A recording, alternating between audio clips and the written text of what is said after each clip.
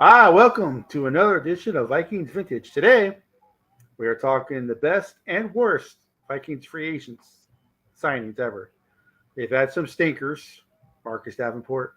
They've had some great ones, which we'll get into. Uh, so let's get into it. Vikings,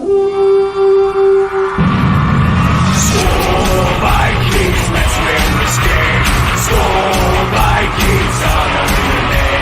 Go get that first down, then get a touchdown. Rock 'em, sock 'em, fight, fight, fight, fight. Go Vikings, run out the score.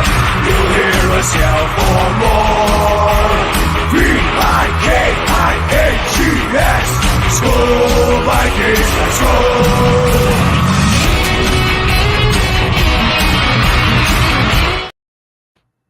That's the best intro. I don't care what anybody says.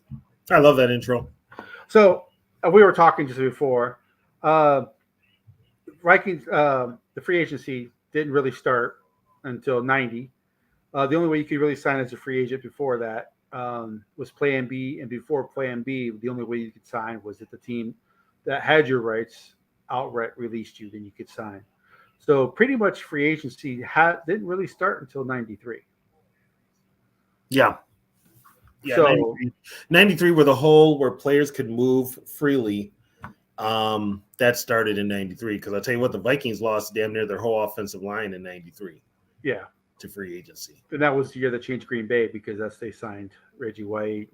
That they got Reggie White. The next year, I believe they got Santana Dotson.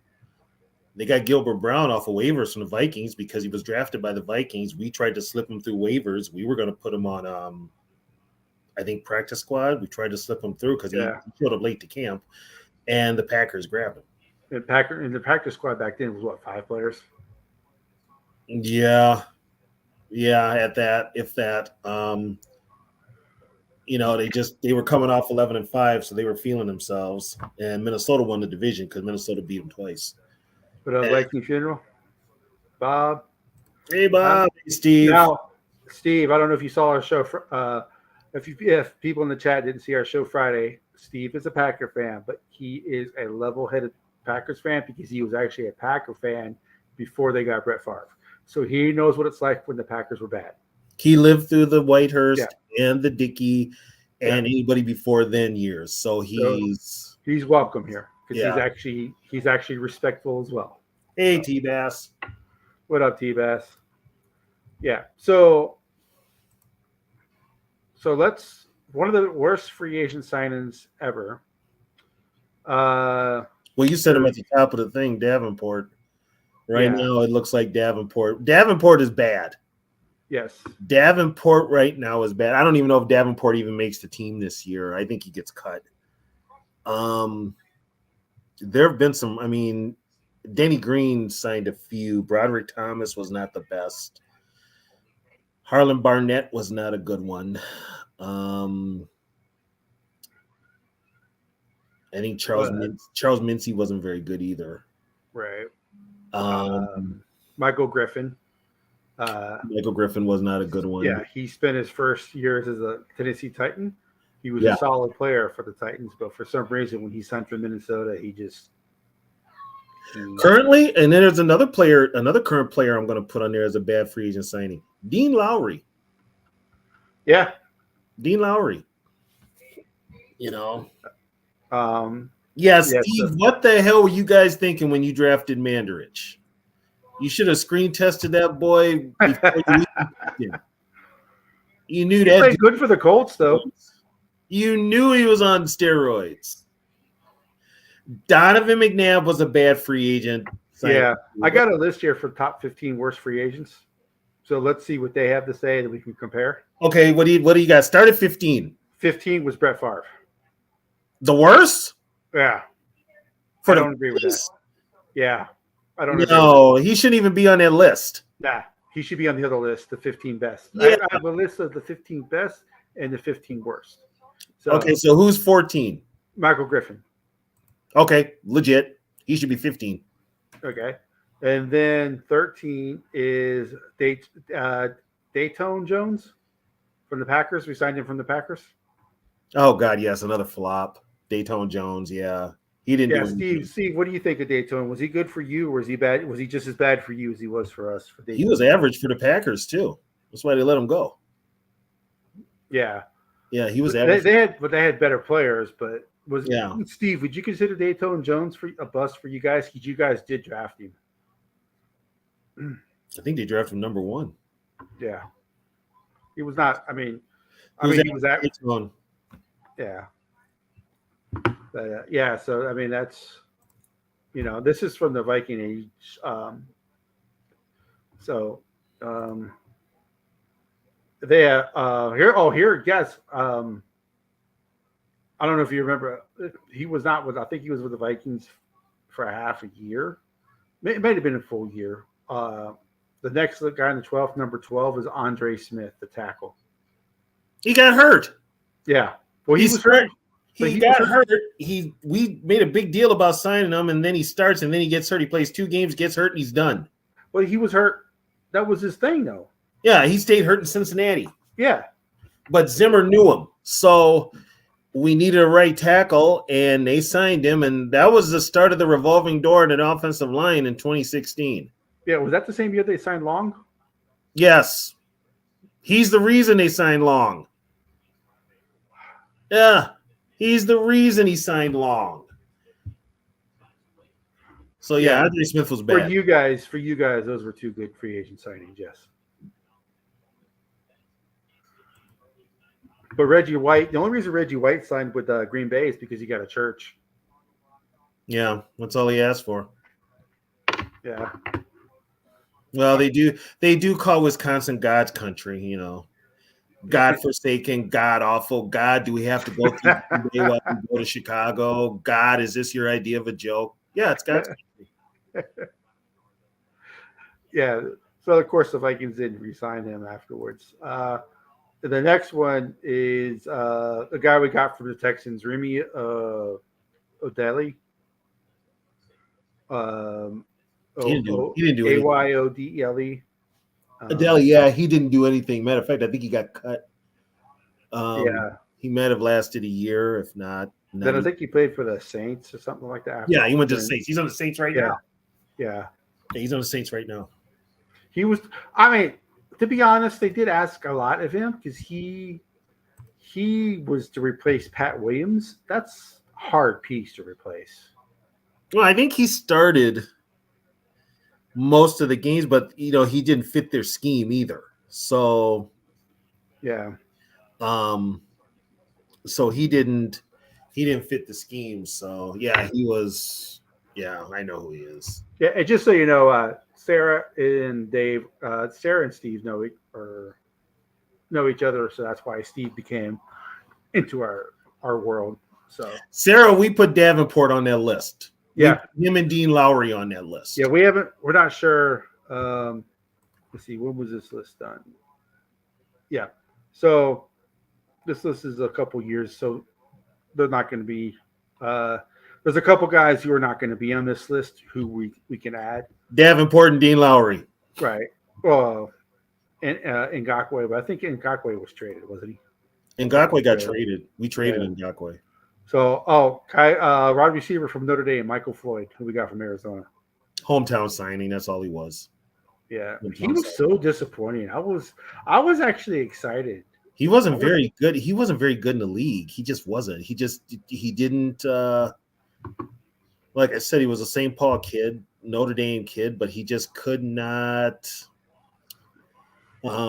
Just couldn't get used to the pro game. Couldn't get his head in the game, I guess. I was excited when they signed him. I'm like, okay, we signed him and he never saw the field. Yeah, he never saw the field. Well, and that was Zimmer with Fritz Shermer's offense, which Zimmer liked to run the ball. Yeah, but even in the 3 wide receiver set, you never saw him. So that was probably one of those Spielman made a trade that Zimmer didn't approve of or didn't want. Right. That seemed to happen a lot with those two. Yeah. So it's the story of Minnesota. So the top, number 10 on this list. Number 9. Emmanuel Lamore. Another guy from the Bengals with the Vikings. Oh, he sucked. He didn't do a thing. Yeah, he was bad. Yeah, he didn't do a thing when he was here. I think he was barely on special teams. Yeah, he signed a 2-year, 6-year contract, $2.5 million guaranteed. He should pay that back. He says Lamar was basically relegated to special teams with his tenure with Minnesota. 2 seasons with the Vikings, the linebacker accumulated a total of 21 tackles and 0 sacks. Yeah, he should have been cut along. He should have even been signed. Yeah, they Eric Kendricks and Anthony Barr were ahead of him on the depth chart. So is Ben Gideon. Yeah. Gosh, Ben Gideon. You talk about a meathead. I like Gideon. No, I don't mean like a meathead like in dumb. I mean like when you look at his picture, like when you look at he looks like a meathead. Oh, he looked like a big doof. He looked like a Fred Flintstone type. Yeah. He looked like when you look at a middle linebacker, that's what you would imagine. Well, he did go to Michigan. He did go to Michigan. Yeah. He did look like that Michigan. He did look like a Michigan player. Yeah. Let's see. Oh yeah. Oh, they're gonna be like that until they go back to normal. Until they finish in last next year. Yeah, until they finish in last next year. Who's after Lamar? On this list after Lamar is Greg Jennings, which I think he's too high on this list. Greg Jennings actually was not that bad. He was so. I mean, he had to deal with Ponder. I mean, he should not be 8 on this list. He should be, 13 or 14. But we signed him. He was like our big free agent signing. He still lives in Minnesota too. Yeah, he still does. Yeah, he still has all his charities and everything in Minnesota. Off the field, he's a phenomenal human being. Yep. Yeah, he still does. Him and his wife have great charities in Minnesota. Randy still has a charity here in Minnesota too. Who? Randy. Yeah, he does. Yeah, Randy still comes to Minnesota to do his charity work for his charity. So yeah. So it seems like they may leave Minnesota as a team, but they don't seem to leave Minnesota once they move here. For a lot Many of them, like even the older players, once they got up here, they stayed. Yeah. The ones that didn't stay were the ones that didn't like the cold. But even the ones that tolerated ended up. I mean, Carl Eller is from the South. He ended up staying. Marshall stayed. Page went to Chicago, came back. Page stayed. You have Greg Coleman stayed. Yeah. He's from Florida. It's just there's something about the community and stuff. They were embraced and they stayed. It'd be hard for me growing up from Florida to move in Texas now to deal with that cold. Well, here's the deal now. We ain't even got snow on the ground. Yeah, but that's atypical though. Well, yeah. Rich Gannon does live in Minnesota, Sarah. Rich Gannon is married to Bill Brown's daughter. So he stayed here in Minnesota. But yeah, we don't even have snow, dude. We're getting rain tomorrow. Yeah, I heard it's ruining like the fishing game, wildlife. Like they're all like they're ice fishing. This way, guys don't have a reason now to get away from their nagging wives to go sit in a friggin' shack and sit around a hole in the ice and ice fish and drink. Yeah, they can't do that now. You got to find something else. Yeah. So, but the honey-do list. Mm-hmm. But yeah, I mean, the weather up here right now, and it happens every 20 years. One year we'll have no winter.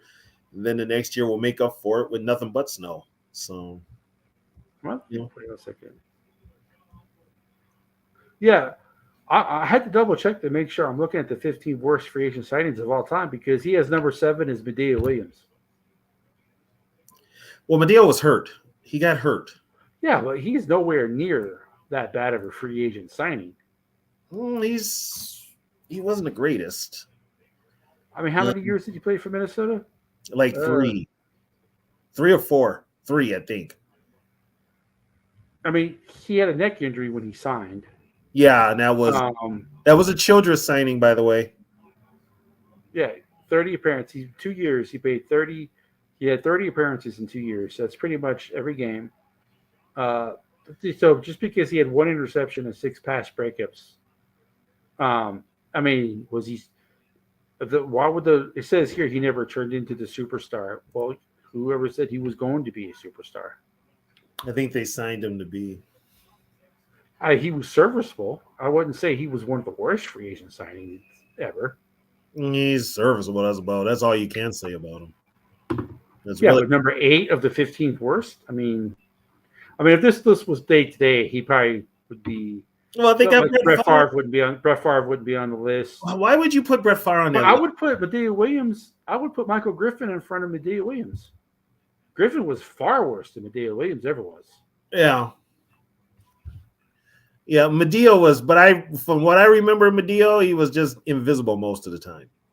And the only time you could really make an appearance was when he actually hit somebody, because he did hit people. Yeah, that's if he was even in the game. 9 times out of 10, he was hurt. I think that's a little. I would switch that. Paul Edinger. I can't believe they have a kicker on here. They got a kicker on there? Number 6. Well, if there were going to be worse free agents, it ain't Edinger. It's probably Teddy Garcia. Yeah, it says Teddy Garcia in '89 was horrible. He replaced Chuck Nelson.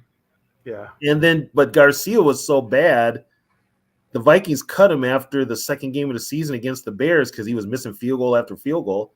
And they signed Rich Gannon. Or not Rich Carlos. They signed Rich Carlos. The barefoot kicker. Right? Barefoot kicker. Yeah. They signed him. So Edinger, I didn't think Edinger was that bad.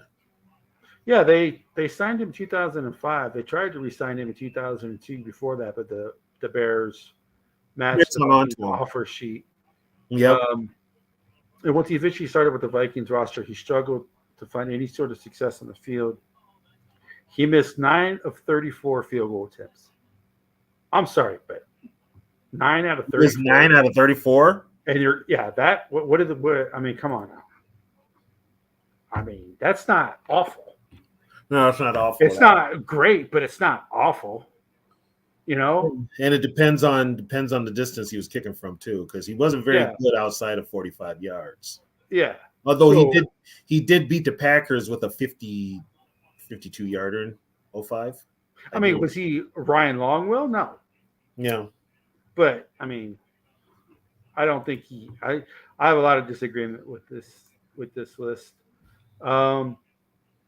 Number 5, he's got Bernard Berrien.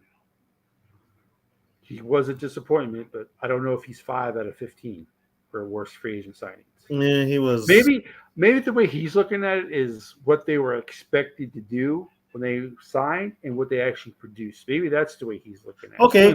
Does he have Travis Taylor on that list? I don't know. I'm only at 5. There's 4. So we'll see. Who's number 4? Number 4.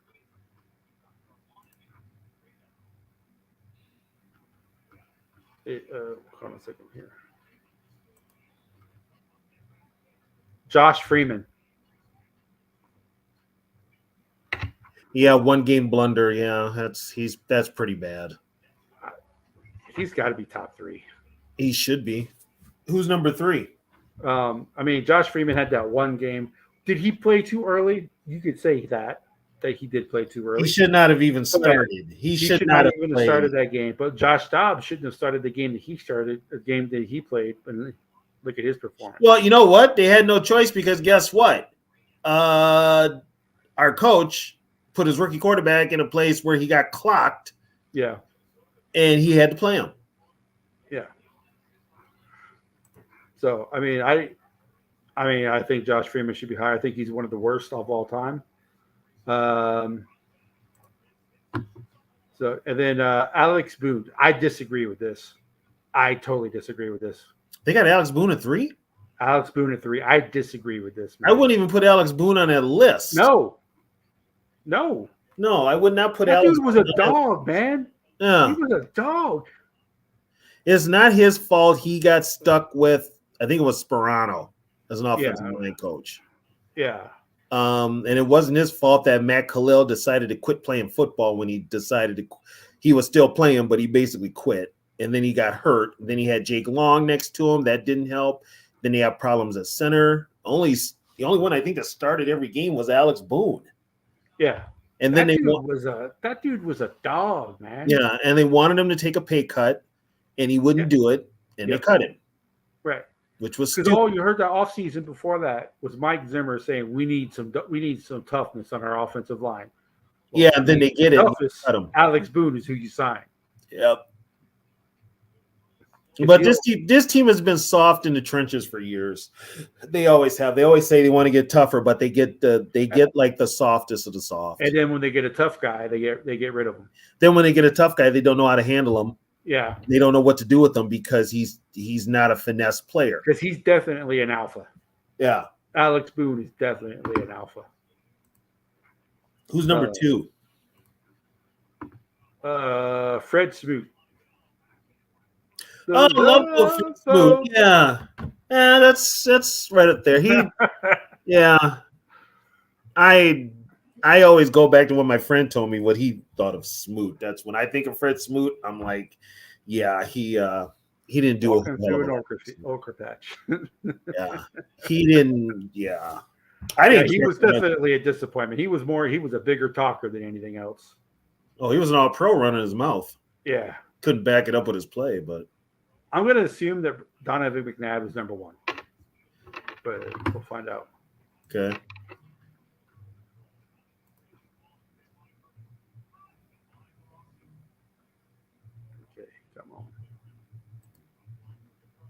No. So according to this list, Donovan McNabb is not even on here. Donovan McNabb should actually be where Brett Favre was. John Carlson is the number 1. The tight end? Yes. The Notre Dame. Well, he's a Minnesota guy. He's a Minnesota guy. John Carlson. God, he didn't even get to see the field. I don't know if he even caught any passes with the team. He signed a 5-year, $25 million contract.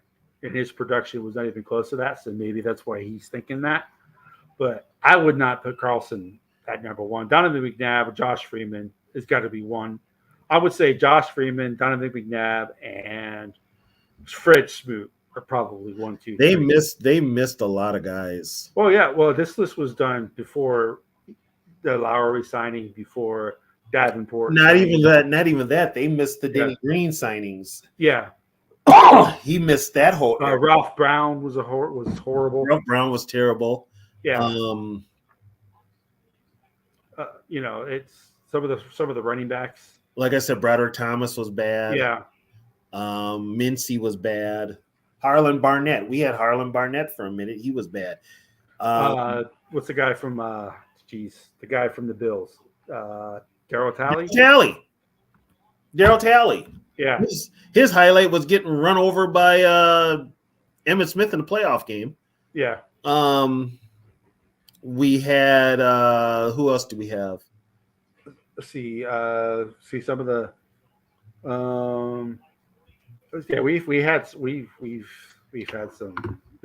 We've had some bad free agents.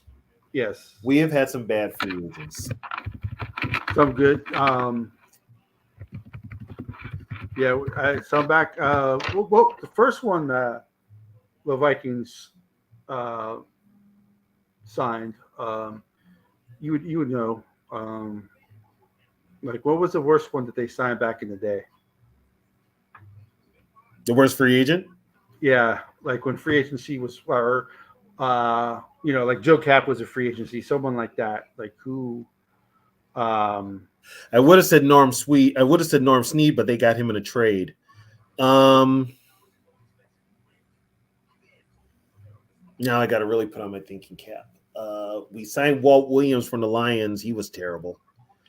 What about Jerry Ball? Did you consider him a bad signing?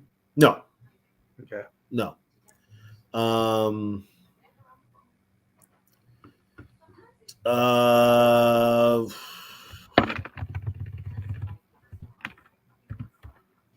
Yeah, we've had some bad ones. Sarah, are you thinking of Michael Pierce? Because he's in Baltimore right now. If you're thinking of the dude we signed during COVID. Yeah, I think Michael Pierce was pretty bad. Pierce was pretty bad. He didn't play during COVID because he had asthma. Right, which is understandable. And then when he did play, he was really out of shape. Now he's in Baltimore and he's playing fine. Yeah, that was we've had some bad corners. You know what? I can't think of anybody that just the worst one I can think of. We signed Walt Williams. That was in 81 and he was horrible. But we've never had anybody that was Bud never had guys that were flat out terrible. For some reason, Bud got free agents to play for him. Yeah. Which was kind of his strong point. Denny was the same way, but Denny did strike out on a few. But Denny got the most. I mean, Roger Craig. Jimmy Hitchcock, Roger Craig. Yep. I wouldn't say he was one of the greatest, but he wasn't one of the worst either. He was still dependable when we got him. Right. Well, he played in the playoff every year he was in the league. Yeah. He was still dependable when we got him, so he still has something left. He had something left. Jack Del Rio was a good one. The receiver I was thinking of was Corin Robinson. He went to the Pro Bowl and got cut. Because he came back, he missed curfew, and Childress cut him. He missed curfew. And then, Childress was like Mr. Law and Order. So he showed up late for curfew, and they cut him. He was coming off a Pro Bowl season. He had already been through the whole substance abuse program and all that stuff too. So he was kind of getting his life back on track, and then Childress does that. So, but Childress did that to Travis Taylor. He did that to Travis Taylor was pretty bad. Yeah, Travis was. Is Travis Taylor the one he cut on Christmas Eve? No, I think that was the Corin Robinson. I think that was Corin was preseason. Marcus Robinson. Yeah, I knew it was Robinson something. Yeah, but Travis Taylor was pretty bad. How about Kelly Holcomb? Kelly Holcomb was bad. He was pretty bad. Jay Fiedler was pretty bad. Mike McMahon was pretty bad. And those are all Childress's guys too. Yeah, that was pretty. What about Jim McMahon? Would you consider him a? I mean, he took us to the playoffs, but he got us to the playoffs. He was hurt though. He was brittle when we got him. He was brittle when we got him. So who do they have as the best list? Okay, so the best. Okay, so all right. So the first one is another kicker. So out of all the free agent signings of Vikings history, number 15 is Ryan Logwell. Okay, that's understandable as a kicker. Pretty good one too. Yeah. But did Mason Crosby? I know Mason Crosby played for the Packers for a long time. Was he the one who replaced Ryan Longwell, or was it somebody else? No, it's Crosby. So, I think it was Crosby. Yeah, because I know Crosby just retired. He was like 40-something when he retired, right? So yeah, he was up there. 20-something years he played for Green Bay, I think. Yeah, he was up there. Yeah, he replaced Longwell. Yeah. So I mean, that's not okay. Vishanti Senko is 14. I think he should be higher on this list. Best free agent pickup? Yeah. Hey, he's right where he belongs.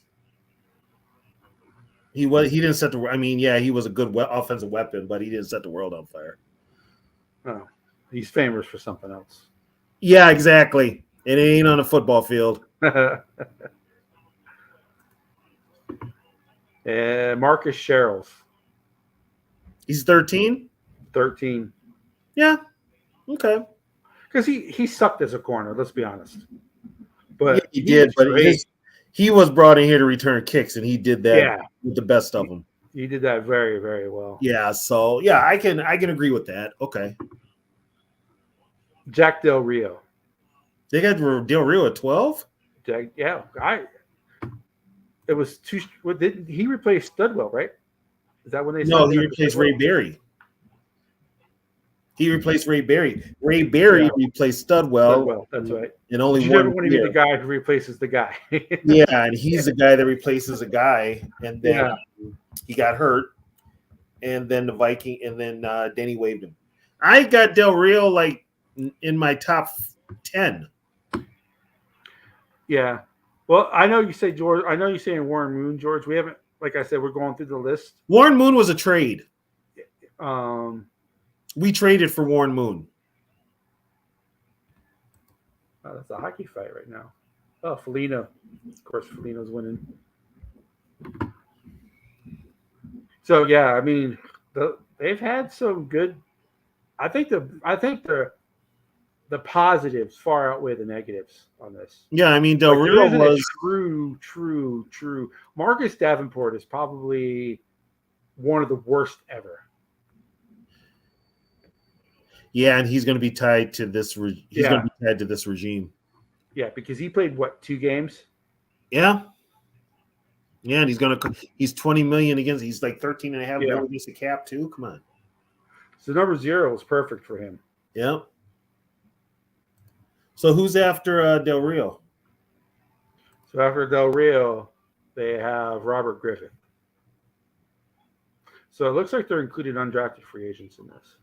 That's usually if they're going by this generation, that's undrafted free agents count too. Yeah. They're free agents. That's okay. All right. Who's after Griffin? He was more than serviceable. He was above average, I would say. Yeah, he was. I mean, he didn't set the world on fire, but he was consistent.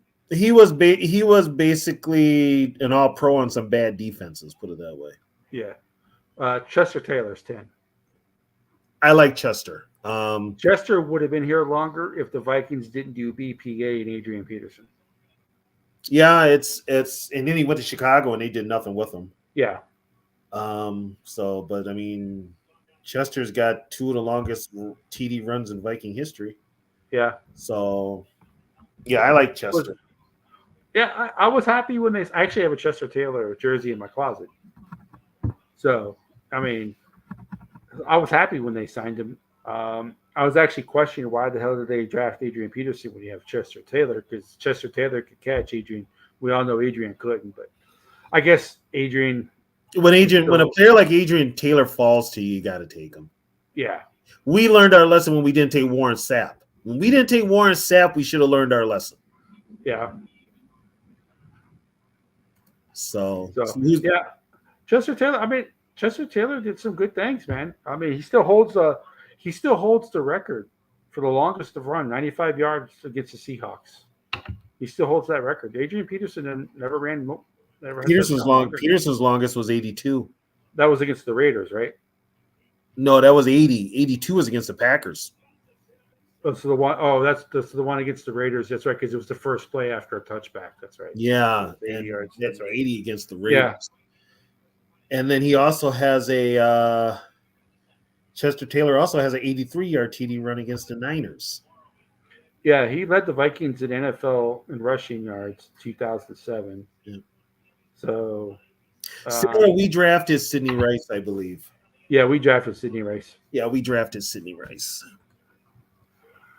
6'9". I think he should be higher on this list. Who? Not Randall Cunningham is 9. No, he's fine. I think he should be higher just because of 98 just by itself. No, he's fine. Yeah,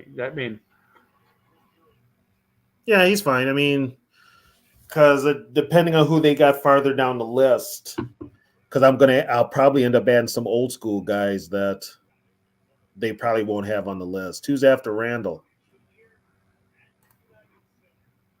So after Randall, he has Brett Favre. So he has Brett Favre as Brett Favre on the worst and on the best. Oh my god! Who is this again? This is Viking Age. Oh, there's other lists out there, but the other ones go to like 1 through 5. His is actually the longest at 1 through 15. That's why. Okay. But yeah, he has Brett Favre as the 15th worst signing, and he has him as the 8th best. So I don't know.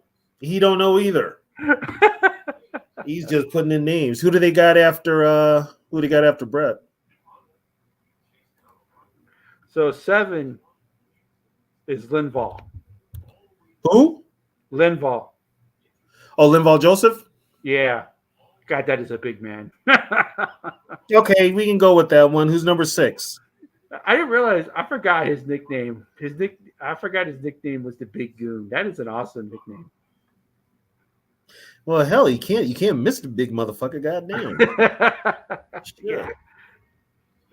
Yeah, that was. I remember that play against the Eagles where he scored that touchdown. It was the longest touchdown I have ever. It took him forever to get to the end zone. Damn, I was winded just watching him run. I'm like, damn. He probably used 2 tanks of oxygen after. Well, and then the meme that was out there all the time after that was we wear the sunglasses with the oxygen mask. Yeah. And I'm like, damn. Yeah, that's hilarious. Number 6. Okay, if this guy is 6, I wonder who his top 5 is. Okay. Steve Hutchinson at 6. Yeah, I wonder who his top 5 is. He's a Hall of Famer. Yeah, and the Vikings have had some free agents that are Hall of Famers. Who's number 5? So number 5. Let's see. Adam Thielen. I would not put Adam Thielen above. Oh my God. I can't take this guy seriously. I can't. Who's number 4? I mean, these are all great free agent signings, by the way, but the order he has been. The order he's got him in sucks. Who's number 4? Pat Williams. Oh, God. Okay. Who's number 3? I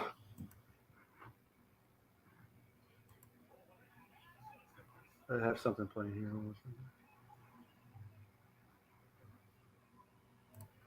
Let's see. Hold on a second here. All right. Antoine is 3. Okay, I'm telling you right now, he better have Randall and Carter as number 1 and 2 for his list. He better. No. You're going to like his number 2. Mick Tingelhoff? Yep. Tingelhoff should be number 1. Tingelhoff should be number 1. So who's number 1? So one of the 2 guys you mentioned is not even on this list. He didn't put Randall on the list? No, Randall's 1. He didn't put Chris Carter on the list? No, Chris Carter is not on the list. So he's got John Randall 1, Mick Tingelhoff 2. Antoine Winfield 3. Okay, so I'm going to redo this list altogether. So now maybe because he was a waiver wire pickup, is that maybe why he's not on the free agent list? But aren't waiver wire pickups considered free agents? Yeah, if they're on a waiver wire, they're free agents. Well, no, they've been released. So unless you're out, that's the question. Are waiver wire pickups? He was a waiver wire pickup, but technically, they gave the Eagles $100 for him. They gave the Eagles $100, so he's not completely a free agent. Okay, that makes sense. That's right. But he's got Randall 1, Tingelhoff 2. See, I got Tingelhoff 1, John Randall 2, Joe Cap 3. Yeah, Joe Cap's not even on the list. Joe Cap 3. Because Joe Cap is the quarterback of the only NFL or the only championship team the Vikings have. Right. Joe Cap is 3.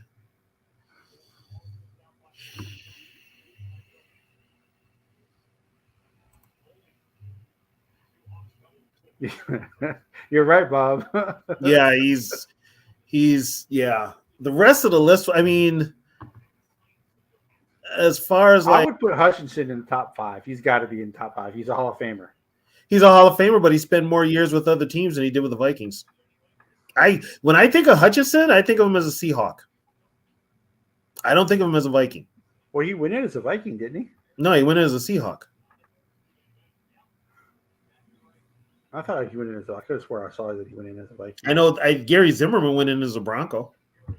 Well, the split up between Zimmerman and the Vikings was not a good one. Yeah, him and Denny did not get along. Yeah, it was not a good one. Yeah, him and Denny. Yeah, the poison pill. Yeah, that's right. I don't know if it's that way now, but back then, yes. Yeah, back then you had to pay, and it wasn't much. It was just like $100. Best $100 the Vikings ever spent. Yeah, and Buddy Ryan had already put it out there that that Chris Carter couldn't do anything but catch touchdown passes. Well, he caught 10 touchdown passes for you. That ain't enough. Yeah, exactly. So who went to the Patriots? Hutchinson? Wasn't he? Oh, are you talking about Carter or Hutchinson? Who are you talking about? Carter never played for the Pats. Hutchinson never played for the Pats. Hutchinson went to Tennessee. He was a Titan. Yeah. Hutchinson went to the Titans. He was never a Patriot. Yeah, he didn't play for the Patriots. Yeah. No, he didn't play for the Patriots. Although what's his name would have loved to have him. But yeah, so we got Cap. I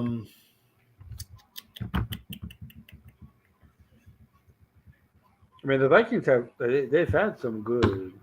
They've had good free agent acquisitions. Yeah. See. Who is Sarah thinking of that went to the Patriots? Which one of our linemen? Was it a lineman, Sarah? I'm curious to know. Well, what about Nick Easton? Is that who she's talking about? That might be Nick Easton. But I don't think Nick Easton went to the Patriots either. Easton, I think, was a Saint. And then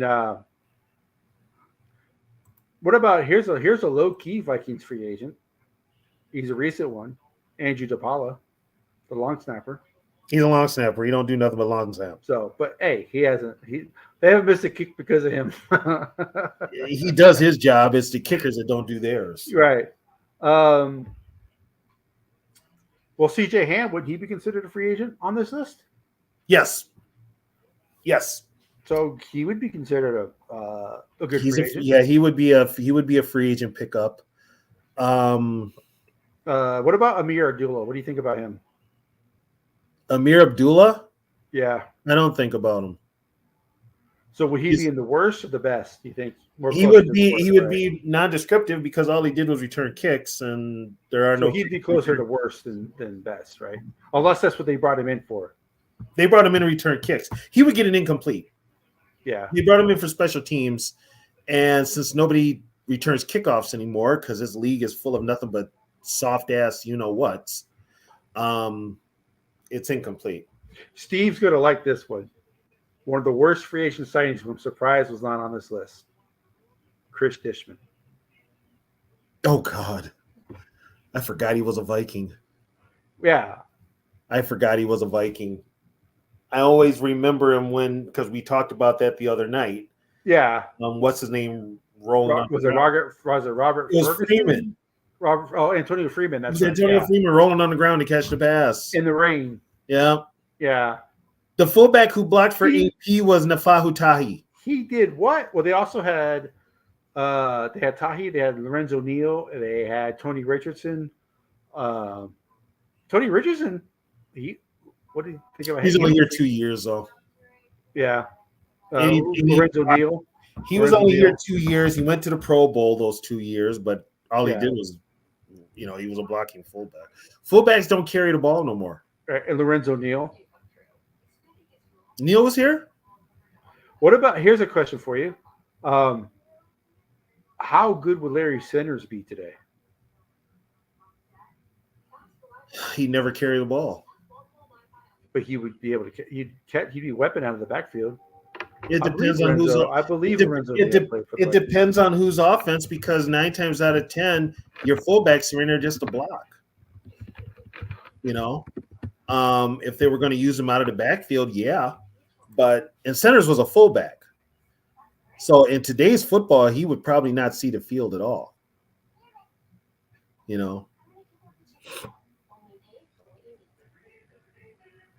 Yeah, Richardson was with the Chiefs for a minute. Spent a couple of years with the Vikings. Then he went, I forget where he went after that. Who am I thinking of?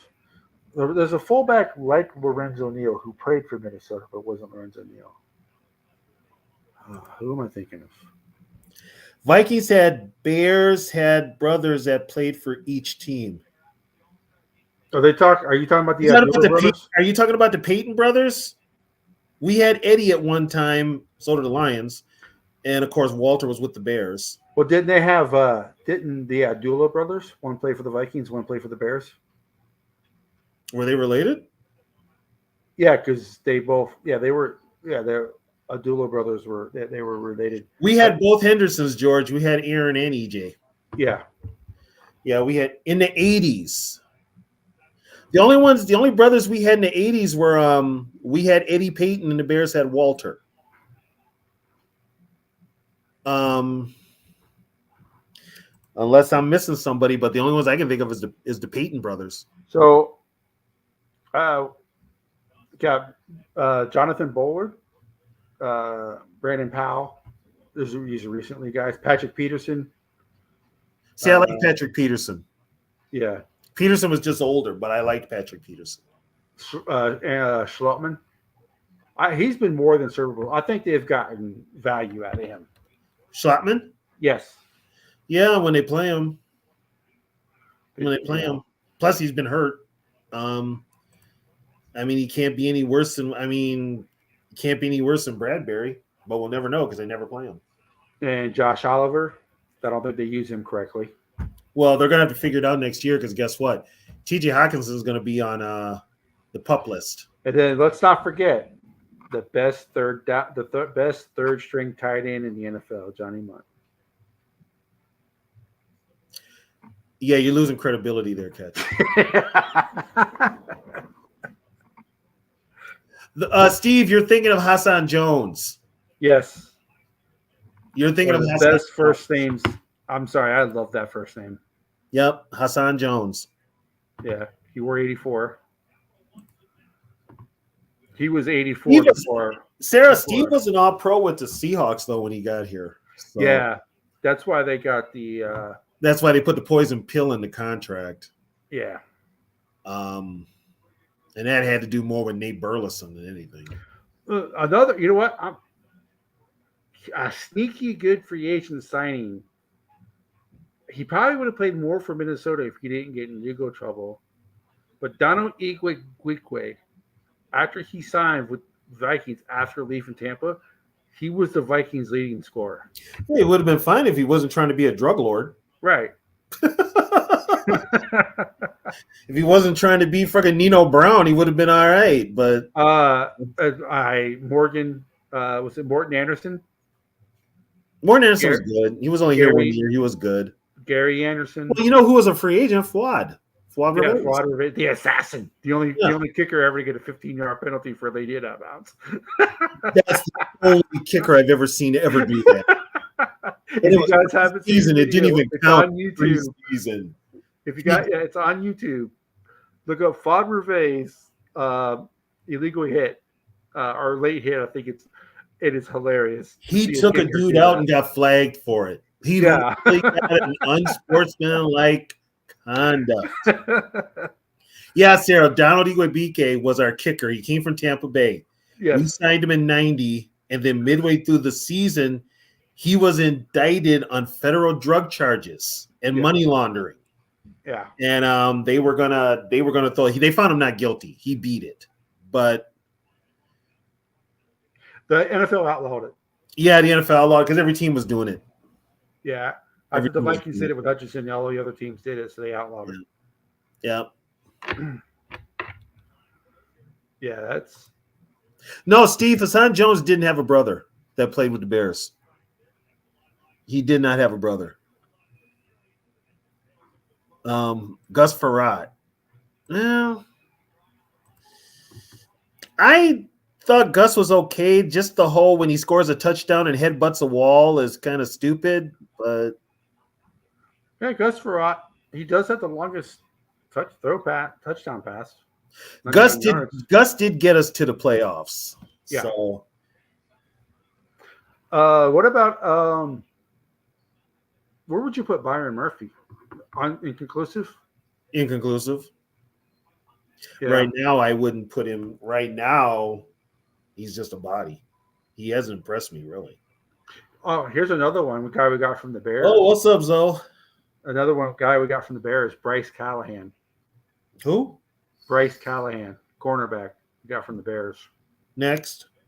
Yeah, he was one of. He had to be on one of the You worst. can see why the Bears let him go.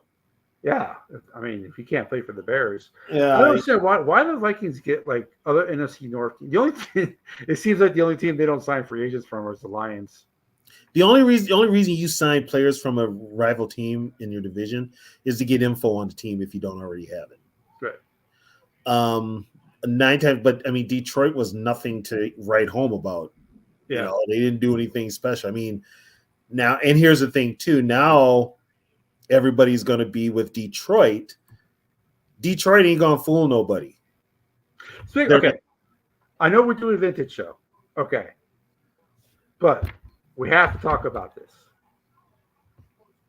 The Lions OC comments about Amon St. Brown being better than Justin Jefferson. Oh, Ben Johnson? Yeah. Yeah, and that clown's going to be a friggin' head coach someday? And he's like, we know Jefferson. He's like, Justin Jefferson's considered the best receiver in the NFL, but people need to look at Amon St. Brown because the production he's had in his years, are the best.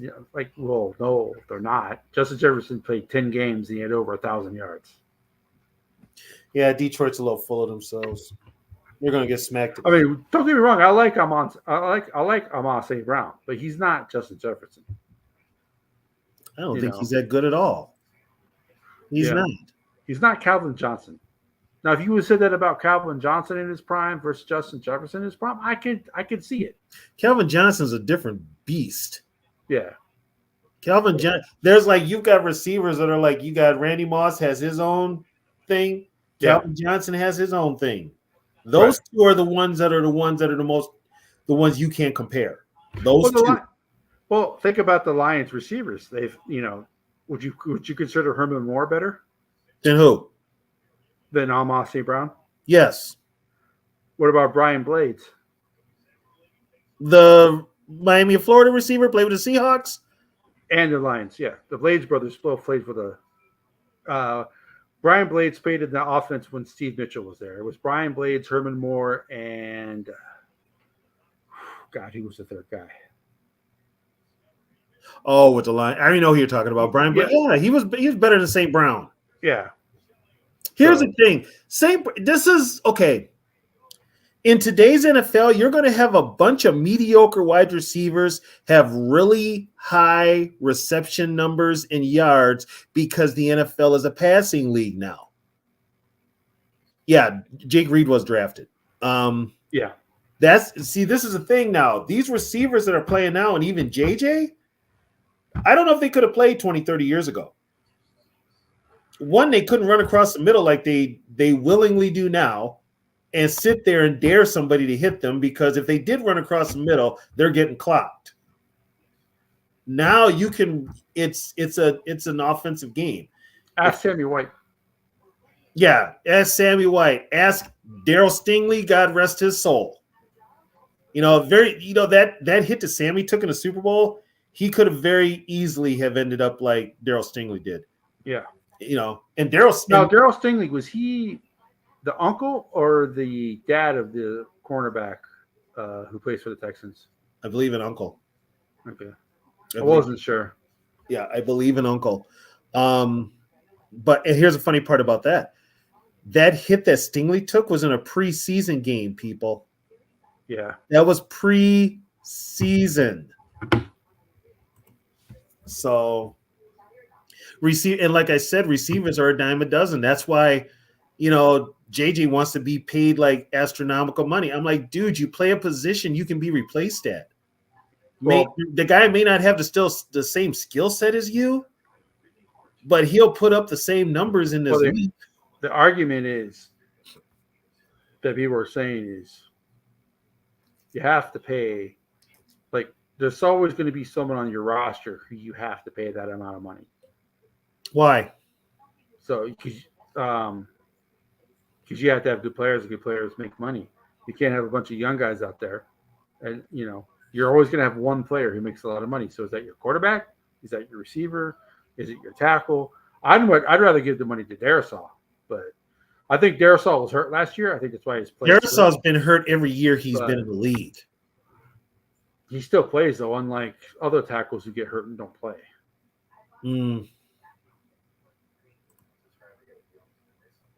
Yeah, it's.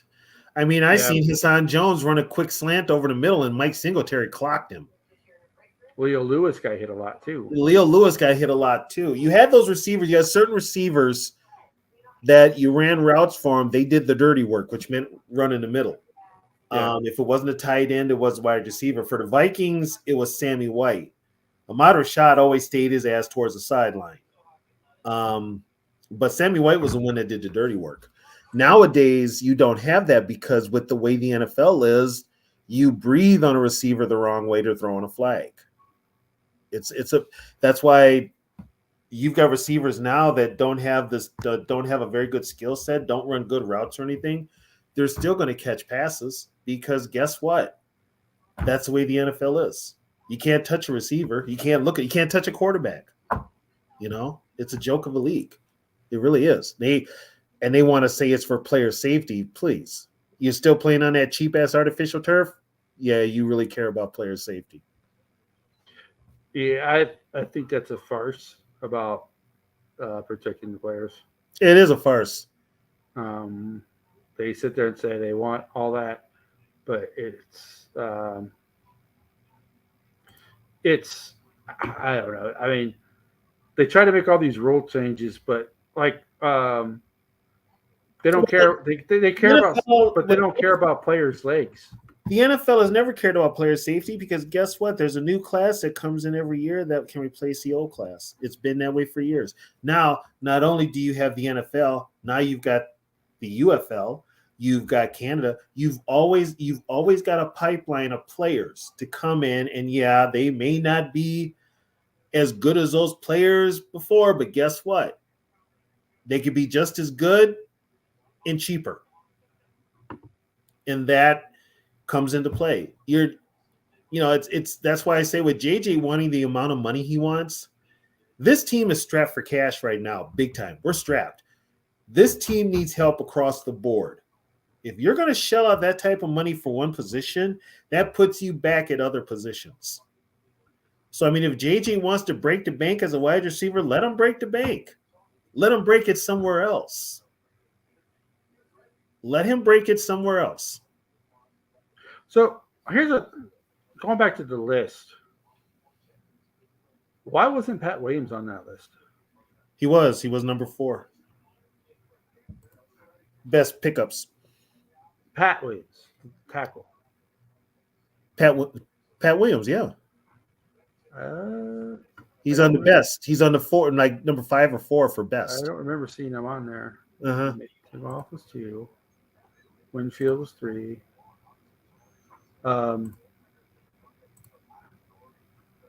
Yeah. That the Vikings need to get back to that. Back to what? The Williams type of defense. They need to get back to where this team was dominate. The history of this team is we always had great offensive and defensive lines. We don't have that anymore.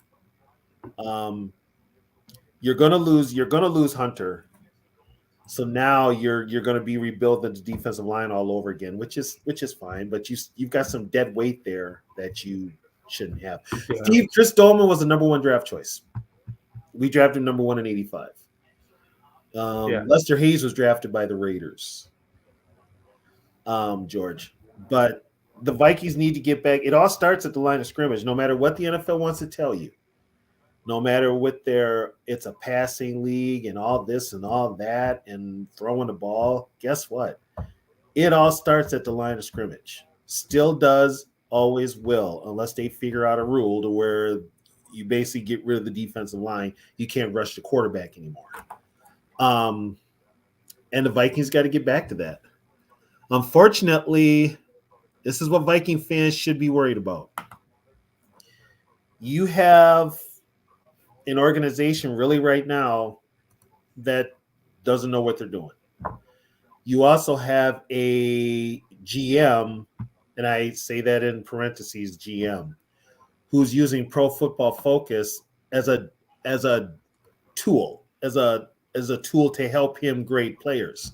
When PFF is not even a proven thing. There's no proven metric to it. There's no rhyme or reason to it. It's just a bunch of geeks putting together numbers and stuff like that. I mean, if your naked eye can't tell you a good football player, you have to look at numbers and let the numbers tell you that's a good football player. But your naked eye is telling you that's not a good football player, but you're going to believe the numbers. You're in the wrong business. They literally would have a guy who had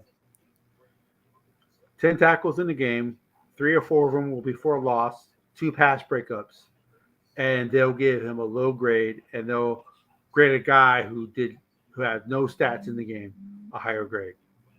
George Blunt, you're right. They loved Garrett Bradbury. Garrett Bradbury had high rankings every week from Pro Football Focus. That's why I questioned. I'm like, who the hell are they watching? He's a top 10 rated center according to them. Yeah, he's top 10. Who the hell? Who is what? How? How? Obviously, they have no idea what the hell they're looking at. With Ingram improving like he did, Bradbury is the worst lineman on the Vikings right now. Yeah, and we re-signed him to 3 years.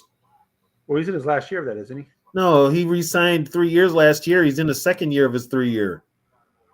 Well, they have it out, don't they? They could cut him, yeah. It won't hurt him. Because there's a couple good centers in this draft, man. Yeah, they were talking about there's a kid from Oregon that I guess is really good. Yeah, Jones, Johnson, Johnson. 3 names. He's got 3 names. Strong Johnson. JJP or something like that. Yeah.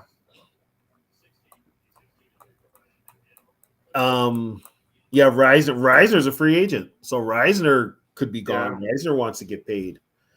What I'm meaning to say is you've got DJ Dozer. Oh DJ, God. He was a draft pick, but he was disappointing. Yeah. His rookie year was good, but his second year was just a joke. Too worried about baseball. Jackson Powers Johnson, that's his name. Yeah. That's Sarah, you want a big center, Jackson Powers Johnson is the one. He's built his stock improved at the senior level a lot. You could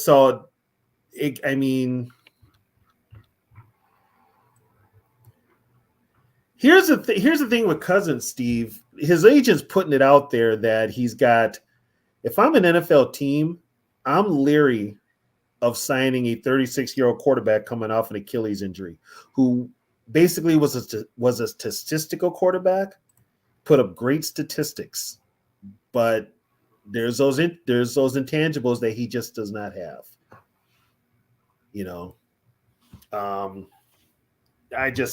I would be leery. I really would be. Somebody's gonna pay Kirk. And I'm praying to God it's not the Vikings. Yeah. We're all tired of Bradbury. Yeah. I'm tired of seeing my center get pushed into the lap of our quarterback, no matter who the quarterback is. Well, like Sarah said, she keeps bringing it up, and she brings up a good point. She's tired of seeing the center get knocked around in practice by the opposing defensive line. Yeah, George, that is a great name for a center. It is, yeah. How you fit in the back of a jersey, I don't know, but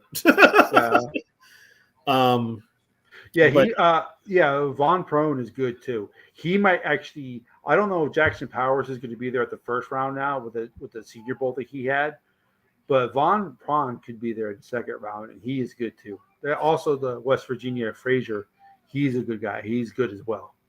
There's also talk that the Vikings are looking at. There's a couple of things. One, they could trade down, or they do make the pick at 11. They've talked about Sweat from Texas, the defensive tackle. Yeah, but the problem with him is that he can't be on the field all the time. So you're going to have to know that when you draft him, he's not going to be able to be on the field all the time. What defensive lineman is on the field all the time? like someone like when we had Kevin Williams. Kevin Williams never left the field. He was always on the field. No, but Pat did. Right. Well, because this guy is a Pat Williams type. All right. Yeah. I mean, Yeah. you have your players, defensive line. You have your players. I mean, if that's the case, he's strictly a nose tackle. You're not going to get him rushing the passer. Could change, and then there's also talk that should they make their pick at 11, they'll trade back up into either the first round or early second round, and take JJ McCarthy.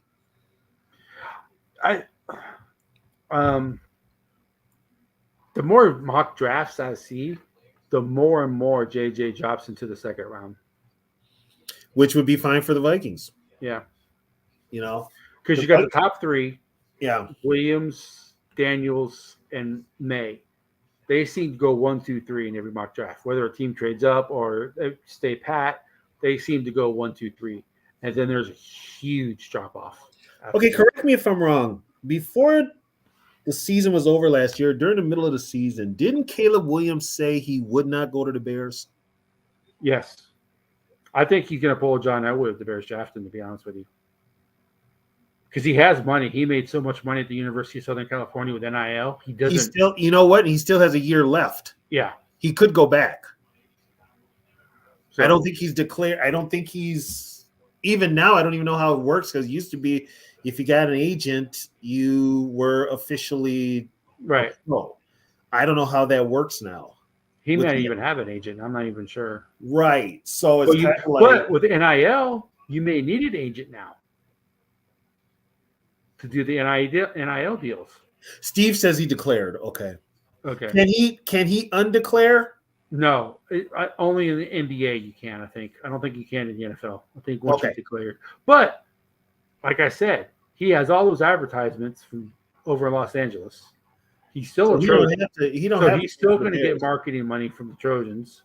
Yeah, he's still going to get all this commercial money. So he doesn't. I think if the Bears draft him, he won't play. Oh God, and that's really gonna put Poles in a bad spot. Yeah, because I don't know if he's gonna hang on to Fields. I can see them either trading Fields to Pittsburgh or Atlanta. Yeah, Steve, I'm in the minority with you. As you can see my shirt, Spencer Rattler's my guy. He improved at the Senior Bowl. He can make every throw. People say that he got benched at Oklahoma. Well, he got benched because Caleb Williams beat him out, who is considered the best quarterback in college. So, Spencer Rattler, my thing about Spencer Rattler is I think why he's not a hire is because he's 6'1". If he was 6'4", he would definitely be higher than what he is. I'm going to be honest. Caleb Williams does nothing for me. I don't like Caleb Williams. I think because as a quarterback, you cannot throw your teammates under the bus. And he's done that. So nothing's his fault. It's always somebody else's fault when they lose. And, you cannot do that as a quarterback. If he was my quarterback, I wouldn't play for him. No. My quarterback, when I played, if the brick wall was on fire in front of me, he told me to run through it. Yes, sir. I got you. Yeah, Hey, George, with the whole Eli Manning thing, I think that was an Archie thing, I think. That was an Archie thing. Eli went number 1 to the Chargers. He did not want to play for the Chargers. And I want to say Phillip Rivers was number 1 to the Giants. And they basically flipped players. Basically what Elway did in 83 with the Colts. Yeah. So it's been done before. Yeah, it's been done before. Elway did it with the Colts in Denver because Denver drafted Chris Hinton and then they traded picks. Chris Hinton, by the way, ended up a Viking. He was a free agent pickup. He ended his career here because he tore up his knee. He tore up his knee against Dallas and he was done. So, but it's we know the Vikings need a quarterback. They're going to need speaking of, since we're doing a free agent show, any free agent you can see as a bridge quarterback. I heard today Baker Mayfield for 4 years contract. I don't want Baker. I think Mayfield goes back to the Buccaneers. And then my choice would either be Ryan Tannehill or Gardner Minshew. For cheap, Ryan Tannehill for cheap. Yeah, and Gardner 2 Minshew. years, $10 million. So Yeah, they're bridge quarterbacks. They're not your permanent quarterbacks. They're bridge quarterbacks till you get your guy who I think the Vikings are high on McCarthy. They are high on McCarthy. So McCarthy, we all know because he's only 21 years old. So he just turned 21. So he's a young 21. The reason he's a second round pick is because he's not NFL ready. So people don't want to take a quarterback in the first round who's not ready to play. You got to be honest. This is what the NFL these draft analytics guys need to stop lying. Many of these quarterbacks that are coming in are not NFL ready. Well, no, especially like Bo Nix. He sucked at Auburn when he actually was in a pro-style offense. He was terrible. Oregon, it's your first read. Oregon and Tennessee have a lot in common. They're pretty much a no-read offense. It's your first look and then go. So, George, I'm going to put it out there. I want nothing to do with Nick Mullins' sorry ass. I'm done with him. I'm done with that Mr. Magoo-looking motherfucker. They should have beat the Lions, but he made that fucking terrible throw to Justin Jefferson. And that's Nick. Nick Mullins has a higher interception rate than Brett Favre, Jameis Winston. I don't know about you, but as a quarterback, I don't think you want that label. Well, Brett Favre's a Hall of Famer. You're higher than Jameis Winston, you suck. Yes, he's higher than Jameis Winston. Because Jameson's a turnover machine. Yes. Yeah, Bryce Young was not ready at all. No. And Tepper just had to have him. Yep. He just had to have him. They could have had Stroud. They oh man. But Carolina is a dumpster of a franchise right now. Yeah. Yeah. Well, here's the thing too, and I've preached on this many shows, many podcasts. There you go, Bob. That's what I'm talking about. What is the love with Fitzpatrick? I don't know. Bob, I thought you wanted Wentz. Now he's on to Fitzpatrick. He can't make up his mind. But Wentz would be a good one. Yeah, he's going to be cheap. Yeah, I'd sign Wentz. Yeah. He's North Dakota. People in Minnesota would love people from North Dakota. Okay, George. Mullins knows what system. This system here sucks, and it doesn't mean victories. He knows what KOC wants to do. That's it. If KOC was smart, he'd run the damn ball, which he should be doing, but he's not. Which I saw a stat here. Any team that KOC is coached on, they are like in the bottom half of running yards in the NFL. Speaking of Pro Football Focus, they said the Vikings should sign Derrick Henry. I'm like, why? Why? He will never touch the ball. They don't. Yeah. I mean, yeah. Did the run game get better with Cam Akers? Yes, because Cam Akers is a better back than Madison. And Cam Akers is also damaged goods now. He's got two bad knees. So I would. And then they're talking about signing Barkley. We got rid of a high contract running back. Why would we want another one?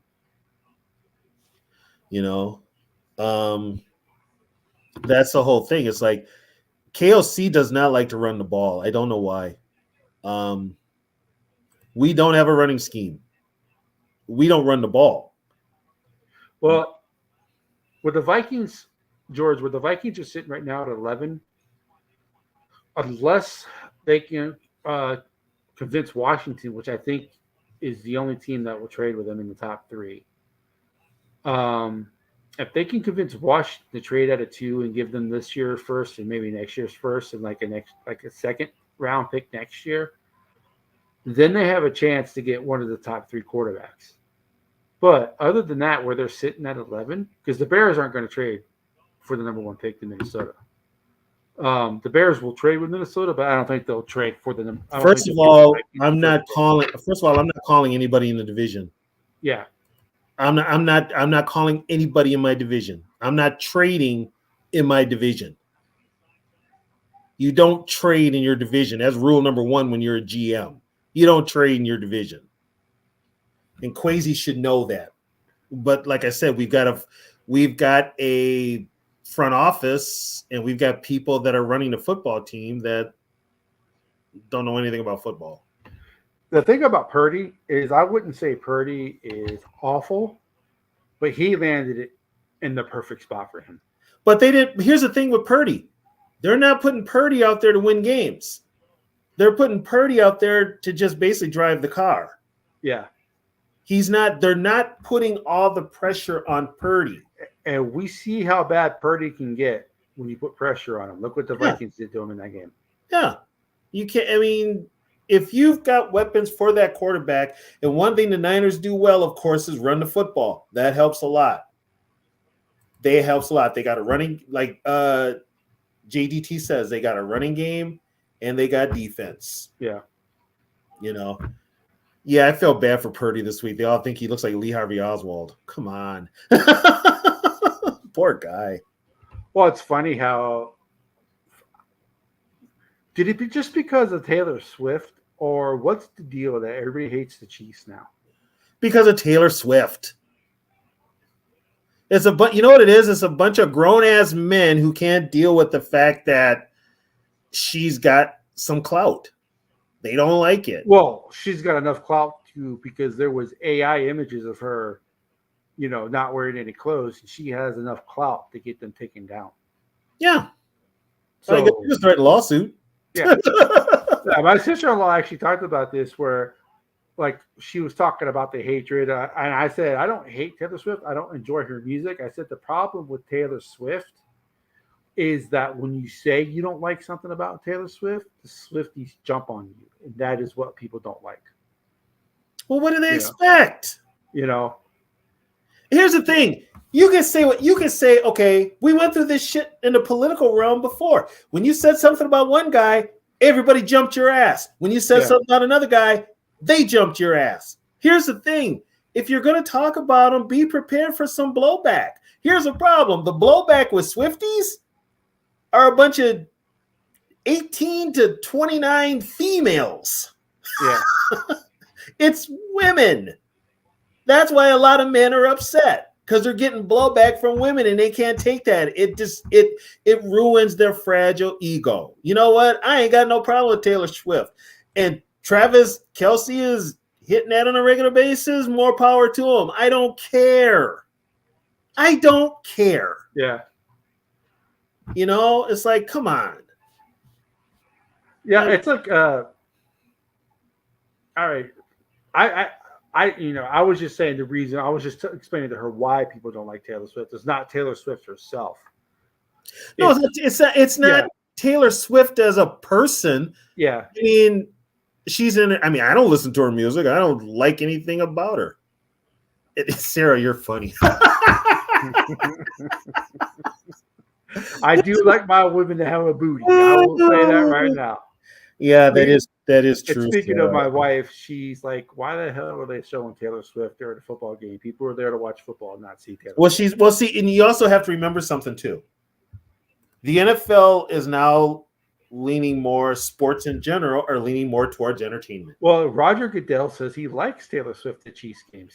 He said that in an interview. Roger Goodell needs to worry about his own damn job and stop making the NFL so goddamn soft. Yeah. He really needs to worry about his own damn job. But I heard, though, that Travis Kelce, if he wins, may retire. Because if he retires, his brother also retired. There's a chance they can go in the Hall of Fame together. Yeah. See, and now here's the thing with that, too. What more have they got to prove? They won Super Bowls. Yeah. I don't know if Jason Kelce is a first ballot Hall of Fame, though. Well, with this current voters, yes, he would be. Travis definitely is. He's one of the best tight ends ever. He's one of the best tight ends ever. Hey, George, here's a story. Prince was supposed to play Super Bowl, the Super Bowl that was here. He was supposed to play that Super Bowl. Unfortunately, he passed away. That's why it was Justin. But it was supposed to be Prince. Well, he's by far the best Super Bowl halftime show ever. Yeah. Oh, yeah, and he did his in the rain. Right. I remember I remember them. I remember them. I saw a behind. They had a behind the scenes on NFL Network about that Super Bowl and about Prince's Super Bowl. And they were talking, and then they were like, "Hey, Prince, it started raining." He's like, "So?" Yeah, exactly. He's like, "I don't care." Sarah's got a good question. Who's the worst commissioner ever? Oh, that's easy. It's Goodell. It's Goodell. Paul Tagliabue uh, did a lot for the league. Mm-hmm. The NFL was definitely not as soft when he was running the league. Pete Rozelle was probably the best. Rozelle navigated the merger of the league, the Super Yep. Bowl. He navigated it for 20 plus years, and yes, he had his detractors. Al Davis was one of them. Yep. But he, for the most part, they had a couple of strikes, but they did get there. They did get it taken care of. Tagliabue rode off of Roselle's coattails, and Tagliabue did a decent job. But he did run off his coattails because Rozelle did sound good foundation, but Tagliabue did do some good things. Right. But Goodell has given too much to the owners. And when I say the owners, just one in particular. And that's he's given in too much to Jerry Jones and the owners that have money. He's caved to political things. He's changed the rules to make it soft. They say he wants to grow the game. I'm sorry. If you're going to grow the game, grow it in America. What is the highest rated NFL videos on YouTube? The best hits. Prince's halftime show. No, I'm talking like on YouTube. When people watch NFL highlights, what do they watch? They watch the best. They watch the hits because they don't see them anymore. Yeah, the best hit videos get millions and millions of views. Yeah. Like 5 million views, whereas best plays get like 1 million. It's the NFL. They're going to get 1 million views on almost anything they put out. But, hey, Catch, hit videos. Go back to Norpheus. Norpheus made a comment about entertainment. Oh, about the wrestling? Yeah. Okay, Norpheus, I've seriously been considering doing a wrestling podcast. There's so many out there. I don't know if I really want to do it. But with everything that's going on in wrestling now outside of the ring, and there's a lot happening outside of the ring, and it's all bad, it is worth talking about. And it all stems from one guy only. And he's the one that's basically now they're trying to erase him. Good luck with that. But I have seriously thought about that. Don't know if I will. Well, yeah, I'll host it for you if you need a host for it. So, yeah, it's crossed my mind, but there's so much going on in the world of wrestling right now, pro wrestling, that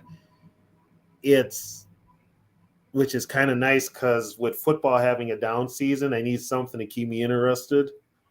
And wrestling right now is what's doing it. And with all this Vince McMahon stuff going on, and it's getting worse. It's getting worse for him. by the way, there's a new season of Dark Side of the Ring coming up. Oh, there is another one? Yeah, there's a new season coming. Okay. March. It starts in March. I'm not sure when. Okay.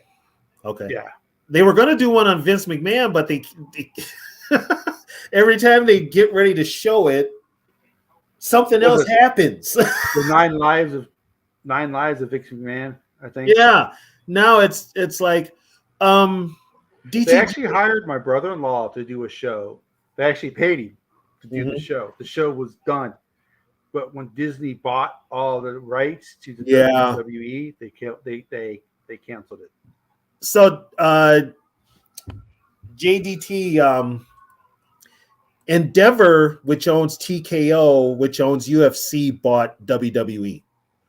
There was talk that Vince was going to sell him to Saudi Arabia, but Saudi Arabia didn't buy him. Vince probably wishes he did sell him to him. Oh, God.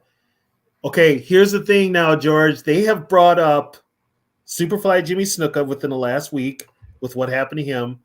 They brought up Macho Man again. They've also tonight they've brought up what happened to Ashley Massaro. And they brought that up too, and how WWE covered it up. They covered up a lot with those three wrestlers. And that was Vince McMahon. Vince McMahon and Linda McMahon. Well, they also covered up Owen Hart. And they covered up Owen Hart. They covered up Owen as best they could, or tried to. Well, it was kind of hard because he actually died on live TV. He died on live TV. I saw it when it happened. I'm like, so it's kind of hard. Yeah, And then with the Rock controversy now, he's getting heat. His daughter's getting death threats. I mean, it's bad. It's just what up, hey, JJ.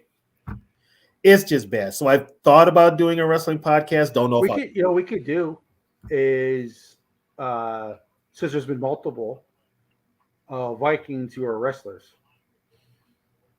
Oh God, yeah. There's a bunch of them. Yeah, I mean the two popular ones: Brock Lesnar and Roman Reigns. Yeah, Yeah. So well, and then thank you, JJ. They had a wrestler, Riddick Moss. Okay. His real name is Mike Rallis. He played football at the University of Minnesota. So he's another. How is there another Rock controversy? Oh boy. That's for. I don't even know where to start with that. Felino has the Gordie Howe hat trick. Who? Felino. You got a hat trick? Well, he has the Gordie Howe hat trick: a fight, assist, and a goal. Oh Jesus! Are the Wild win 2-1 over who? Chicago. Oh. They should be Chicago. Chicago's one of the worst teams.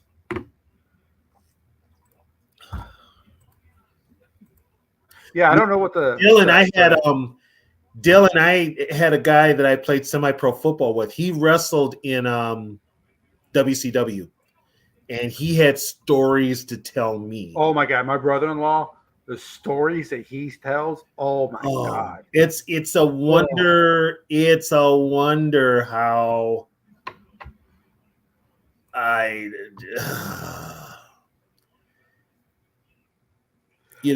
asked him how he did it, and he's like, the money, but it wasn't a lot of money. No, it was not a lot of money. They do it, they would screw you every chance they got. Yeah, they do it because they love it. That's the wrestlers do it.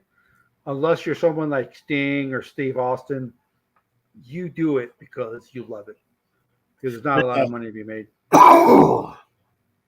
JGT Babatunde, he's in WWE right now. He's got, I forget his name. He's like 6'9". He used to be a bodyguard for then, I believe, and I forget the brother's name, but yeah. He was a Viking. Roman Reigns was a Viking. Brock Lesnar was a Viking. Stone Cold Steve Austin played football. At Goldberg played football. Goldberg played with the Falcons. Yeah, and the Panthers. Kevin Rock played football at my University of Miami. He didn't play in the pros. No, matter of fact, he lost his gig to Warren Sapp. He lost his starting job to Warren Sapp. And then Hacksaw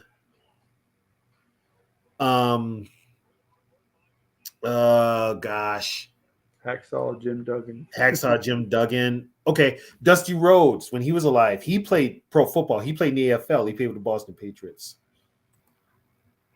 And Wahoo McDaniel, he played in the old AFL with the Jets and with the Dolphins. Ernie Ladd played with the Chargers.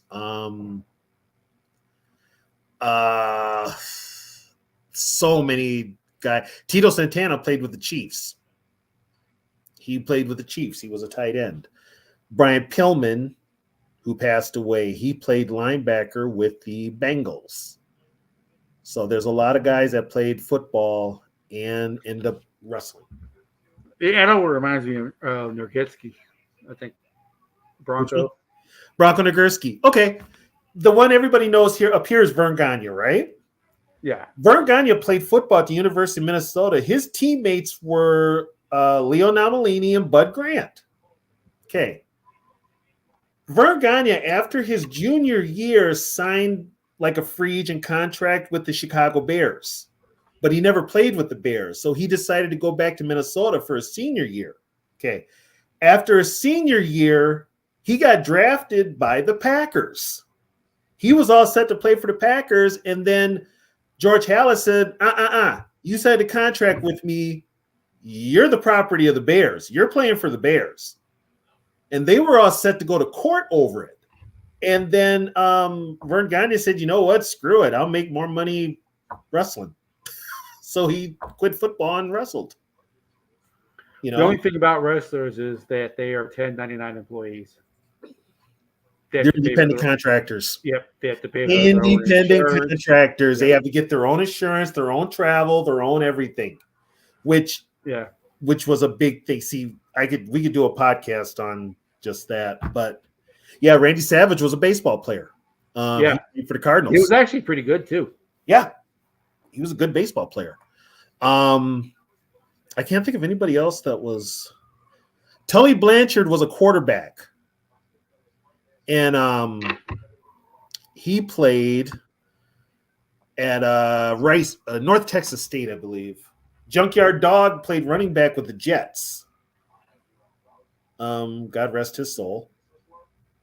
Ron Simmons.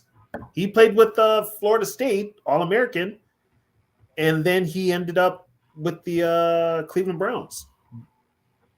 So he's got NFL experience. You know, a lot of guys played in the NFL that ended up being pro wrestlers. Yeah, Macho Man was very good. Macho Man also was. There's stories about Macho Man that are. Was there a guy? Yeah, Tito Santana. He played for the Kansas City Chiefs. Yeah, Tito Santana. When he was here in the AWA in the 70s, he had a feud with Jesse Ventura. That was one of his feuds. But Vern Gagne used to sign all like the former football players, and in the off season, he literally had them wrestling in the AWA. Russ Francis, the tight end that played with the Patriots and the 49ers. He wrestled in the off season up here. Couple of others. Another one was Big Bad Bobby Duncombe. He played with the Cardinals. And Angelo Mosca. If the name Angelo Mosca sounds familiar, he was Angelo King Kong Mosca. He was a defensive tackle in Canada. Mosca is the player that Joe Cap punched at the Canadian football reunion. And there's video of it on YouTube. And there's a video of it. Joe Cap punched him because Joe Cap, this was before dementia set in. Joe Cap remembered the cheap shot that Angelo Mosca put on one of his teammates back in the day. And Joe remembered it. We all know Joe Cap is a team first guy. And Joe has always been a team first guy. He refused an MVP trophy because he says, I don't deserve this because he's a part of the team, not an individual. So yeah, he went up there and Joe was cool about it. He kind of offered him a flower. It was like a peace offering. Mosca knocked it out of his hand and Joe just gave him a right hook. It was the funniest thing. Yeah. Stone Cold played at North Texas State. Oh, Lex Luger was a Green Bay Packer. Yeah, we got that from Steve. Yeah. Luger was a Green Bay Packer. Yeah. Reggie White wrestled there for a minute. JBL also played football. William Perry did that whole like battle royal thing. And so, yeah. And the funny thing is, a lot of these guys we're talking about, they've already passed on. Yeah, we just lost Iron Sheik. We just lost the Iron Sheik. We just lost superstar Billy Graham. There's a couple that are still around, but Most of them are gone. Most of them are Yeah, gone. the ones that put the WWF on the WWE on the The map. ones that I put it this way: the ones that made Vince McMahon a ton of money, Yes. almost all gone. The only ones really left that made Vince a bunch of money besides Hulk Hogan is Shawn Michaels. Yeah. That prick. Excuse my Well, language. Bret Hart's still alive. Bret Hart is still alive. Yeah. But that whole family's gone. The $1 Million Man, Ted DiBiase. Yeah. Still, Davey Well, Boy Smith is gone. It's pretty much women actually dominate. The women actually get higher ratings today than the men do in WWE. Yeah, the women right now are getting a higher rating. Especially what's his name? His wife, Ric Flair, is his daughter.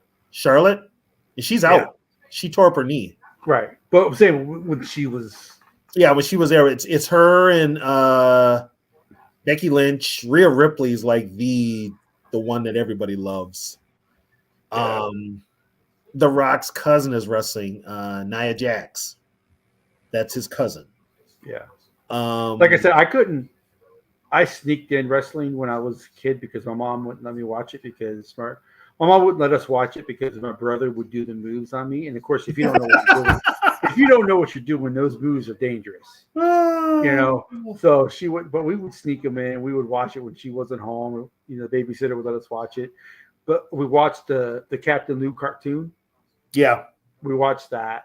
So, yeah, but yeah, I pretty much wrestling is a male soap opera. it is. I don't watch it. It's just not for me. I get why people do watch it. I'm not going to begrudge you for watching it, but it's just not my thing. Like I said, I know a lot from when I was a kid, and my brother-in-law, with the stuff he tells me, my brother-in-law doesn't even watch wrestling, and he's a former wrestler. He doesn't even watch it. So, Northeast, Greg, you're thinking of Jim the Anvil Neidhart. He's gone. Yeah, he just died. He just died 2-3 years ago. That's 2019, 2020. Yeah, that's Natalia's dad. He's gone. Yeah. He's gone. Davey Boy Smith is gone. Oh, I thought you were gone. You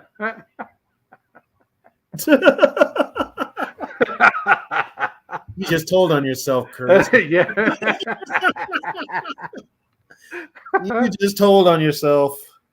Oh, you got busted. Parents are, you know what? Parents are very good at that. Yeah. Always have been, always will be.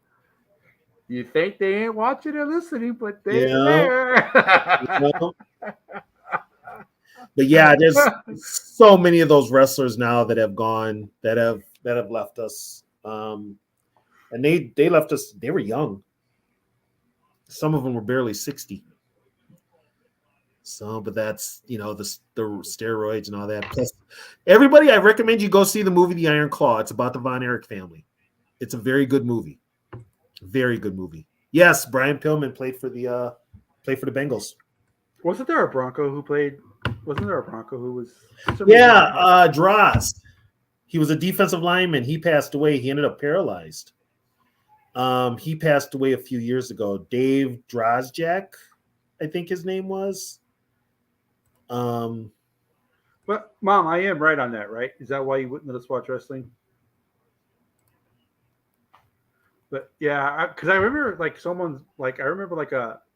them showing a wrestler and showing like his Bronco highlights. That's why. Yeah, Drozjak.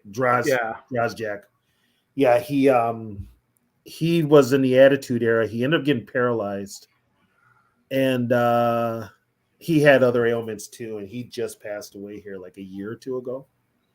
So, yeah, but yeah, there's usually a connection between the NFL and pro wrestling.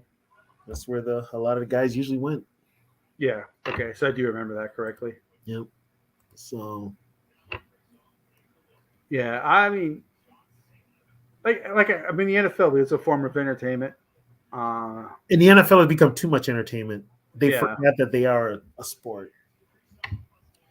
Oh, Steve, you're thinking of his son. You're thinking of James Laurinaitis. Yes, James Laurinaitis. Yes. James Laurinaitis is Animal's son. And he played for the Rams. Played for the Rams. And somebody after he left the Rams, he signed with somebody, and I can't remember who. Yeah. Yeah. And so and his dad just passed. His dad's gone. His uncle is in the middle of all this Vince McMahon stuff. His uncle, who is I think his name is John Laurinaitis. He's in the middle of all this BS that's going on with Vince McMahon, this lawsuit and everything. So he's all a part of that. So I can imagine Sarah, she probably fights by holding the hair of the person she's fighting and just uppercutting. You know what? These women that are wrestling now, they're doing moves like the dudes. They're jumping off top ropes and taking chairs and going. They look like you could literally put a woman in Rey Mysterio's mask and you probably couldn't tell. You never know the difference. Yeah. You would never know the difference. Yeah, the female wrestling is actually good to watch now. Now, Mom, I love you. I'll call you later. But yeah, it's like I said before, there's so much behind the scenes stuff. Which I was right about Sarah. Yeah. Hold that hair and doing uppercuts. Yeah. That's one thing. You never break up a chick fight because they're always pulling hair. And then when you try to separate them, they don't let go of the hair. No, they don't. And you gotta make sure you know when it's getting ready. You know when it's gonna get real between two females is because the earrings come out. When the earrings and the nails come off, yes, war. Yeah. Yeah, when she says hold my earrings, I'm like, oh yeah, we got to break this up. Yeah. So yeah, we've covered a lot now for a vintage show. Anything else we haven't covered? Well, I think we talked before we went on air. I think we're going to do that next week. Oh, what we talked about? Yeah, remember about Vikings players who left Minnesota? Yeah. And so our show next week is going to be Vikings players and coaches who left Minnesota and went on to either play or win a Super Bowl. So that's going to be our show next week because it's for the with the Super Bowl and it's the end of the season. And like I said, even though the season's going to come to an end, this show will go on every Wednesday, even during the off season. So we'll have a show every Wednesday. We may revisit some of the other shows that we did earlier because our audience is a little bit bigger than what it was when we first started. So we may revisit and talk about that a little bit more. Yeah, China was awesome. You want to talk about someone who got fucked over by her story, and a lot of it has to do with Triple H and Stephanie McMahon. That story right there, it's sad.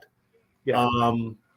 She once Stephanie McMahon got China fired. Let's just be honest. Well, not only that, but when she was so big that she really couldn't wrestle other women. Yeah, she couldn't wrestle other women. So she had to wrestle men, but she wouldn't wrestle men all the time. So she didn't really wrestle as much as she wanted to or as much as she deserved to. Yeah, she was trained too. She went to Killer Kowalski's school and everything. Yeah. And she actually respected the game. She actually respected wrestling. Right. Sarah, Triple H, and Stephanie are married. Yes. They are married. They got 3 girls. And they run the wrestling right now. Triple H is Stephanie left wrestling altogether because of what was going on with her dad. Yeah. Triple H is still there, but Triple H now, there's a power play between him and The Rock. And The Rock's going to win it. And there's history with he's got more money. The Rock has more money. There's probably why he's going to win it. Well, not only that, but this is kind of like a payback for The Rock for what happened years ago when he first started in wrestling. That's why I could actually do a whole damn podcast, because as much as you see in front of the camera, there's much more behind the scenes and in those locker rooms that we don't know about. There's a ton of it, and a lot of it has to do with what happens.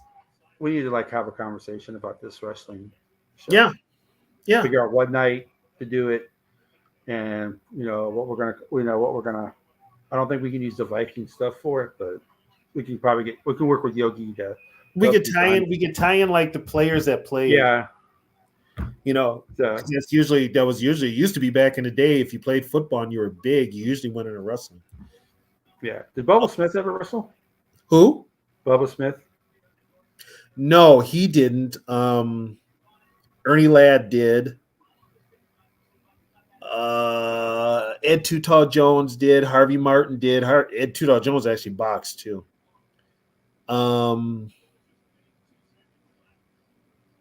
Oh God, there were a couple of big names. Alex Karras, Alex Karras wrestled.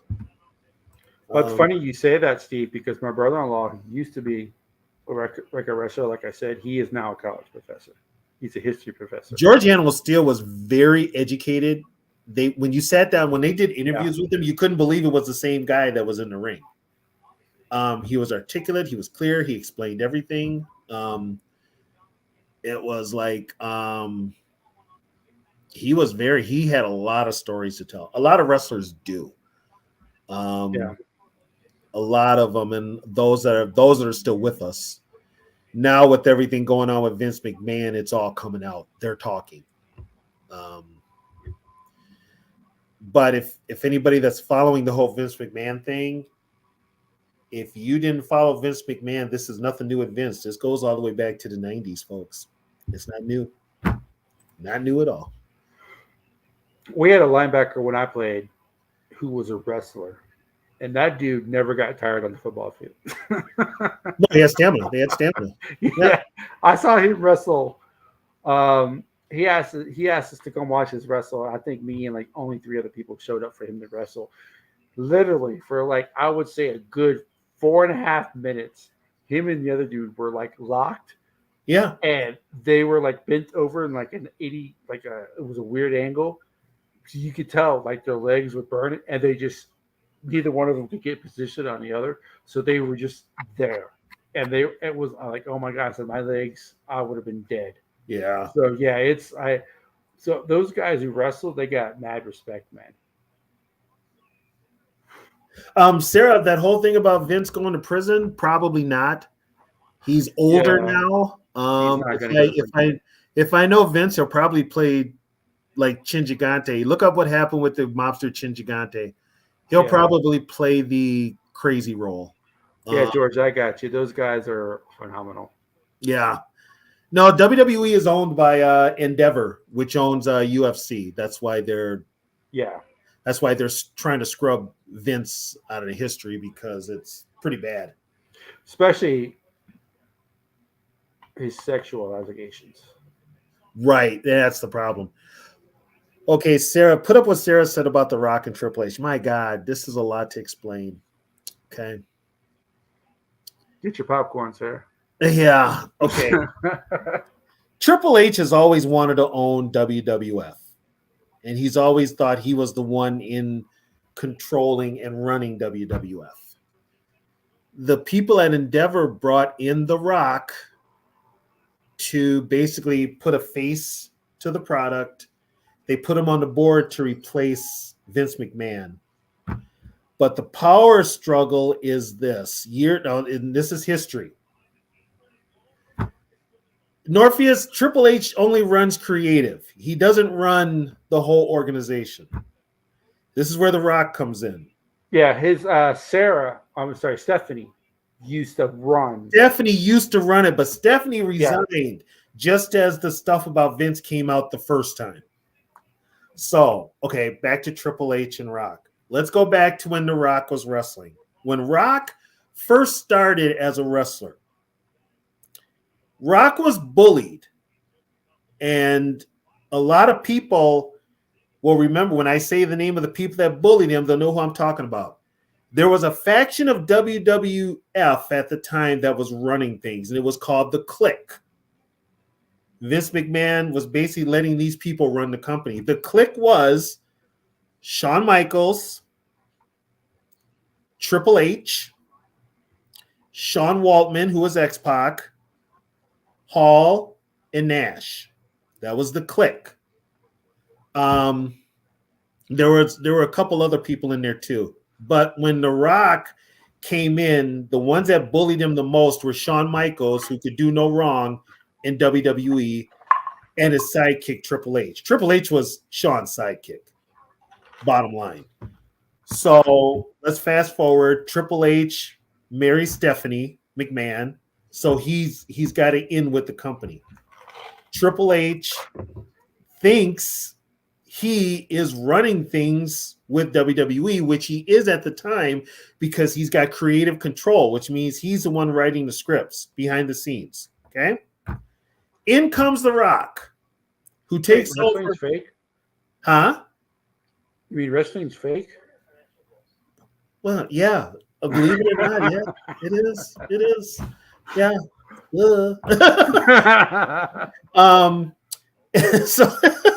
So the new owners of WWE Endeavor, Ari Emanuel, and yes, he did, Steve. He did get in trouble for that.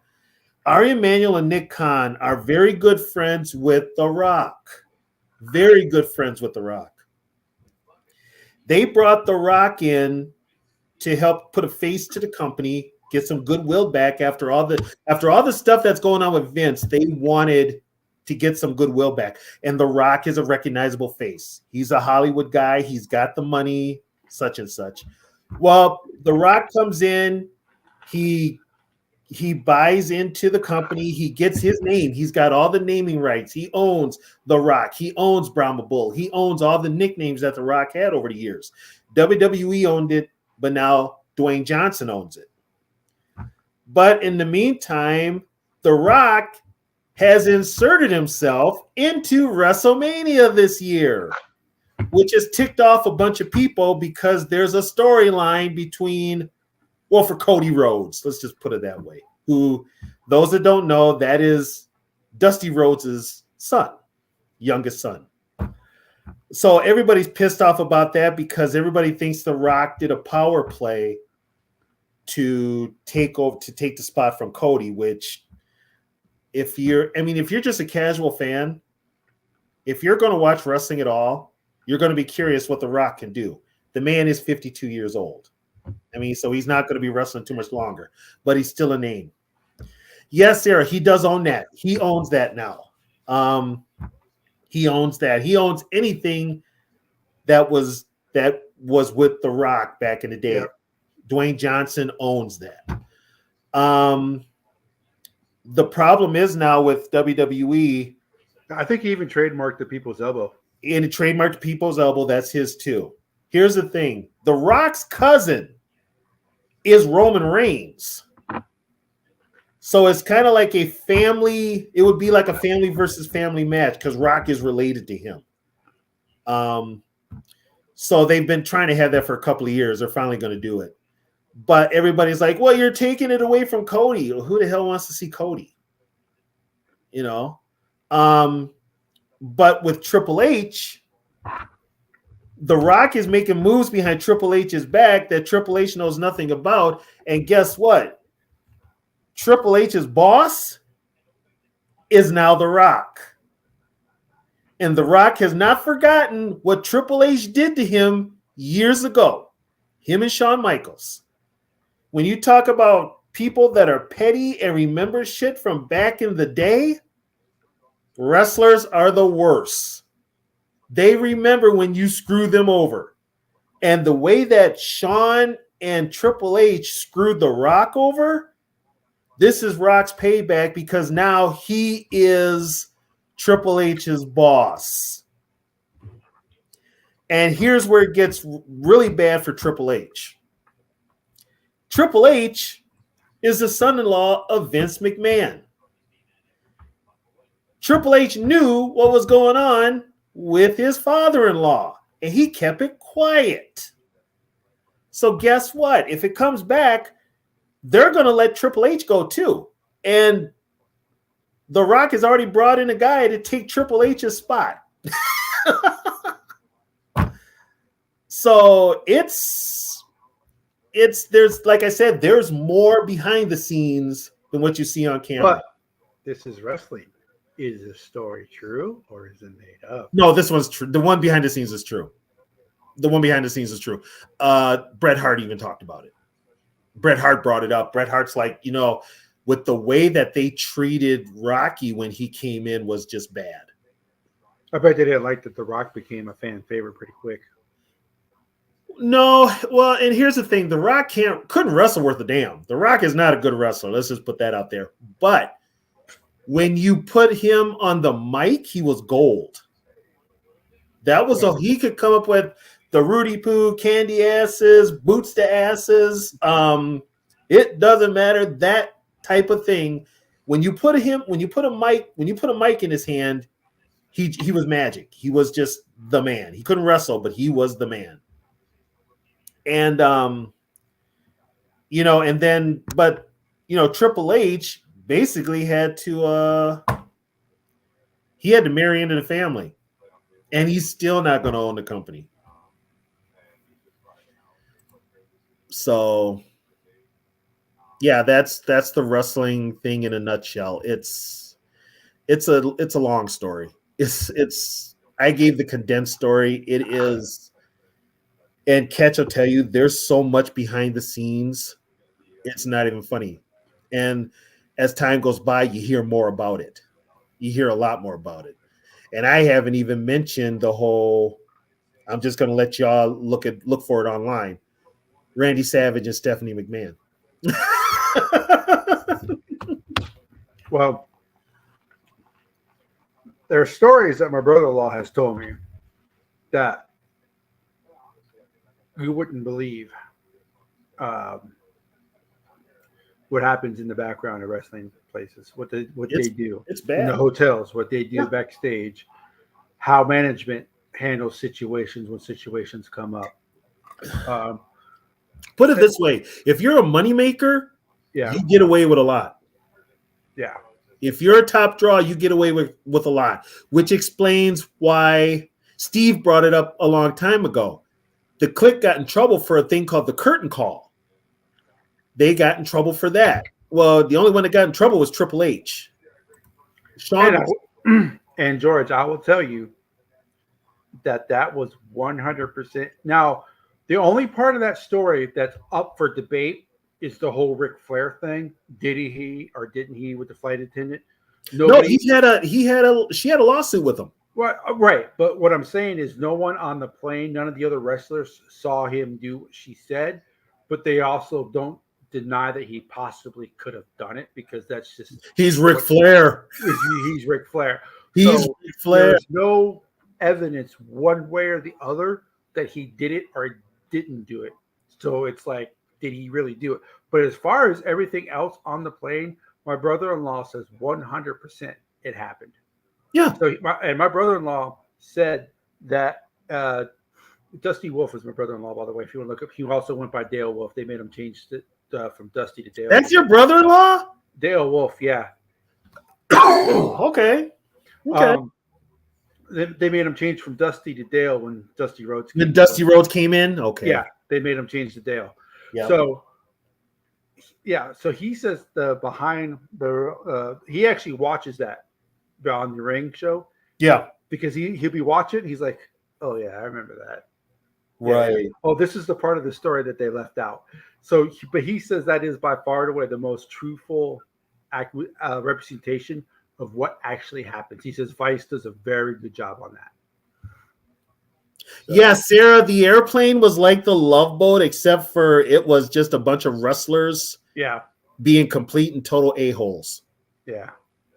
And what's his name was on that plane with them? Vince McMahon. Yeah, she has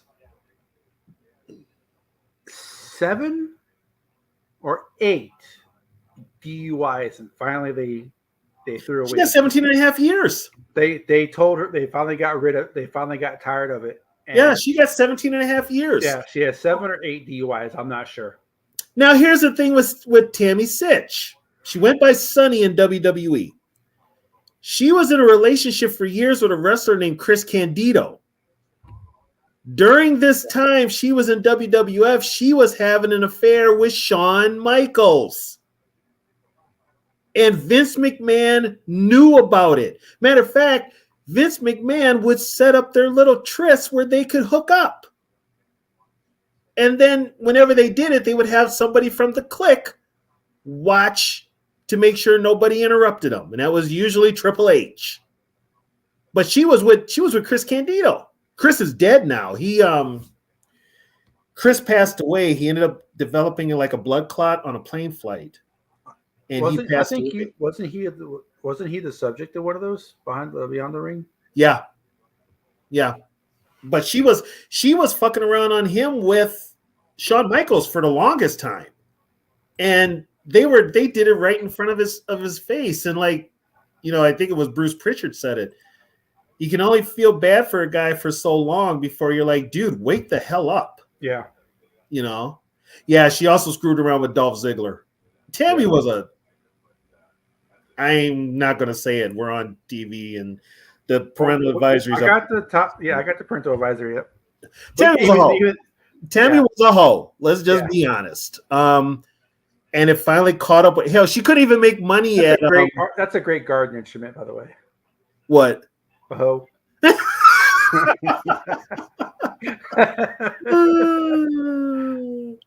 Yeah, she was just, now she's in jail and she's all fat and she looks awful.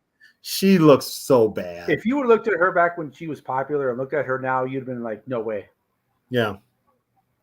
Yeah, she's just, you would have been like, that's her? Oh my God. Yeah. But yeah, there's a lot of stuff with wrestling.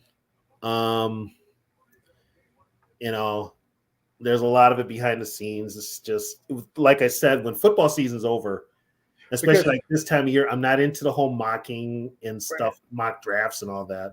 Because unlike NFL players who are actually under contract from the team, they actually have to follow certain rules because they are under contract. Yep. Wrestlers are independent contractors. They can do what they want. They don't have to listen to anybody.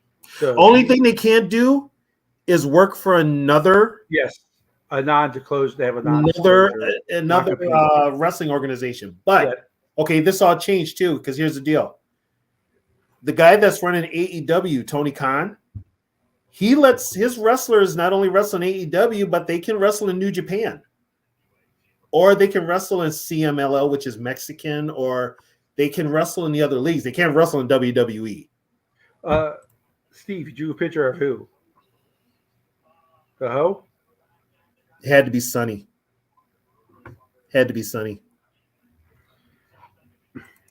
My question is it YouTube safe?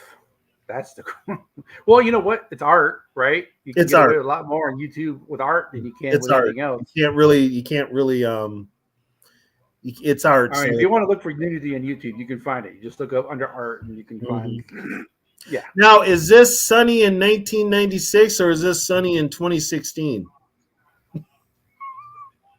There's a big difference. Yeah. By like 80 pounds. 80 pounds and bitter beer face and non-bitter beer face. Yeah. Yeah. And cracked out on drugs. 96. Okay. When she was still kind of not as stupid.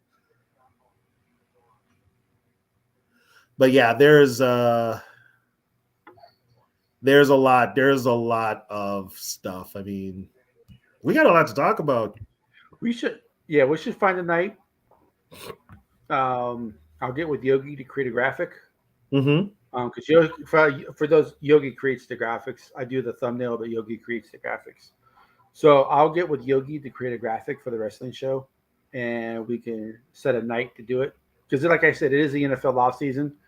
This is the one show that we'll do. You don't do mock drafts, so we're not going to be doing anything. Yeah, Sarah. Shawn Michaels is married. He married one of the girls that was a Nitro girl in WCW. He married her. I forget which one he married. She was the tall one. I forget her name, but yeah, he's been married to her for almost 20 years.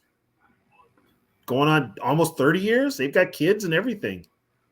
Matter of fact, she married Shawn, and that's the reason Shawn stopped talking to Sunny.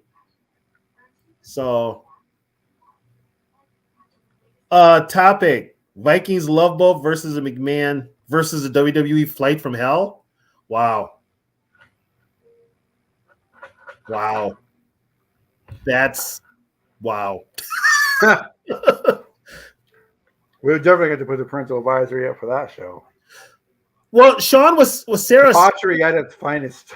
Yep. Sean was single.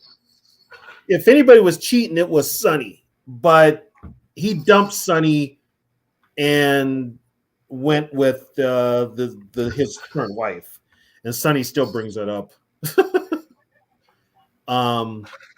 God, there's so many things to talk about with that. Well, the different eras, how wrestling used to be separated into division regions, and then when Vince McMahon took over, he pretty much brought it all together.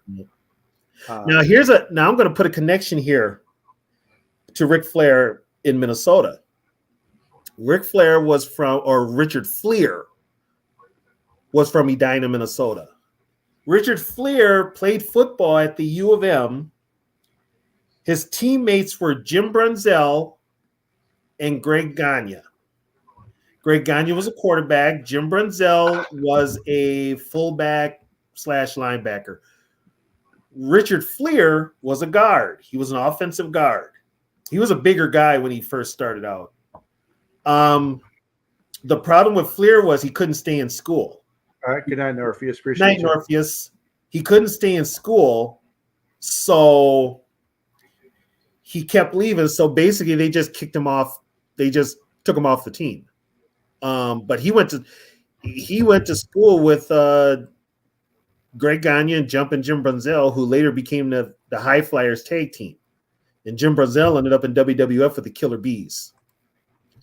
So, yeah, that's her.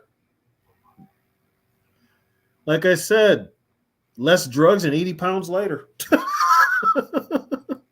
Yeah. So, but yeah, he was a football player. He was going to be a guy. He got in a car accident, which I think that caused him to lose some weight too. But he had gotten a real bad car accident. But yeah, he was a football player. So it's amazing the crossover with the sports.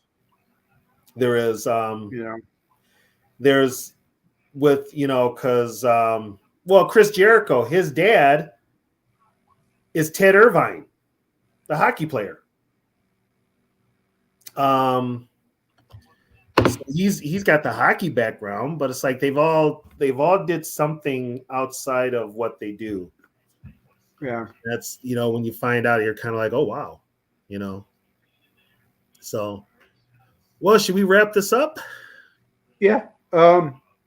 Like I said, we will let you guys know in one of our future football shows about the wrestling show, when it's going to come on, what night we're going to do it. We might stick to one night to do the wrestling show, unless something happens in the wrestling world. We might have to do like an emergency episode.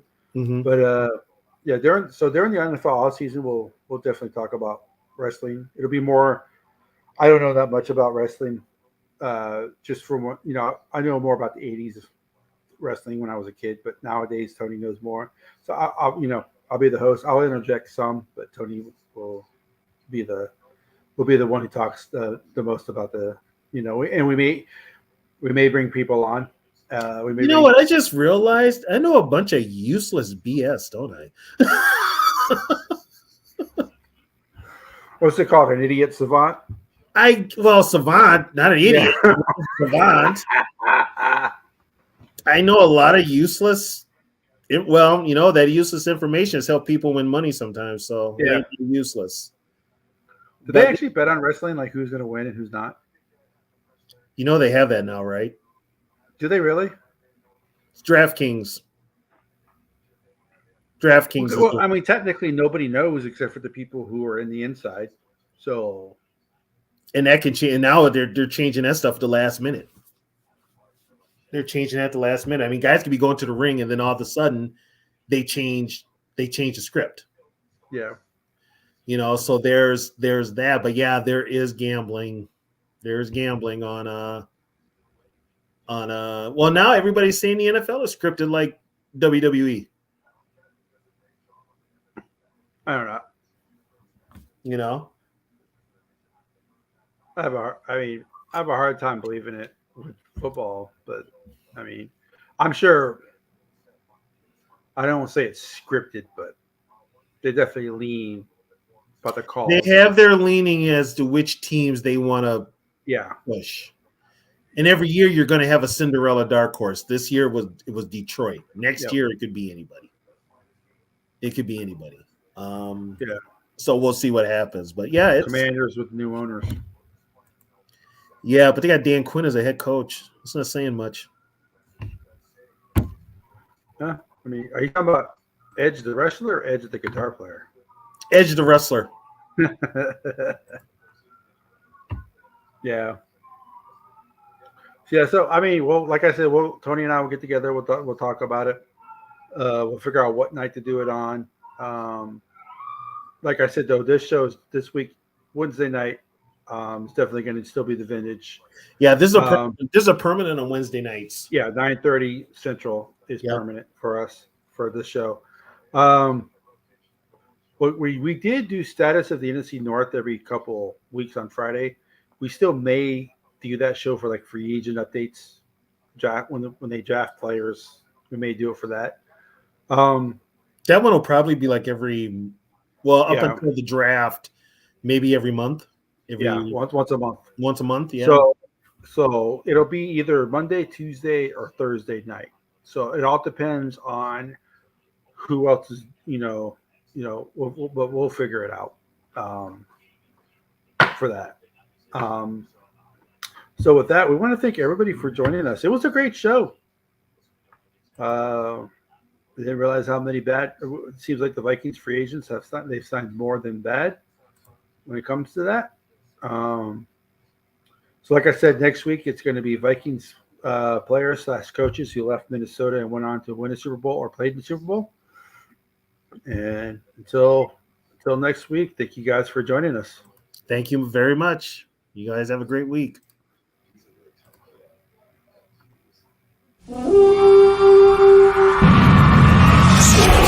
Vikings, let's win this game.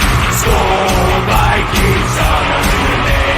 Go get that first down, then get a touchdown. Rock 'em, sock 'em, fight.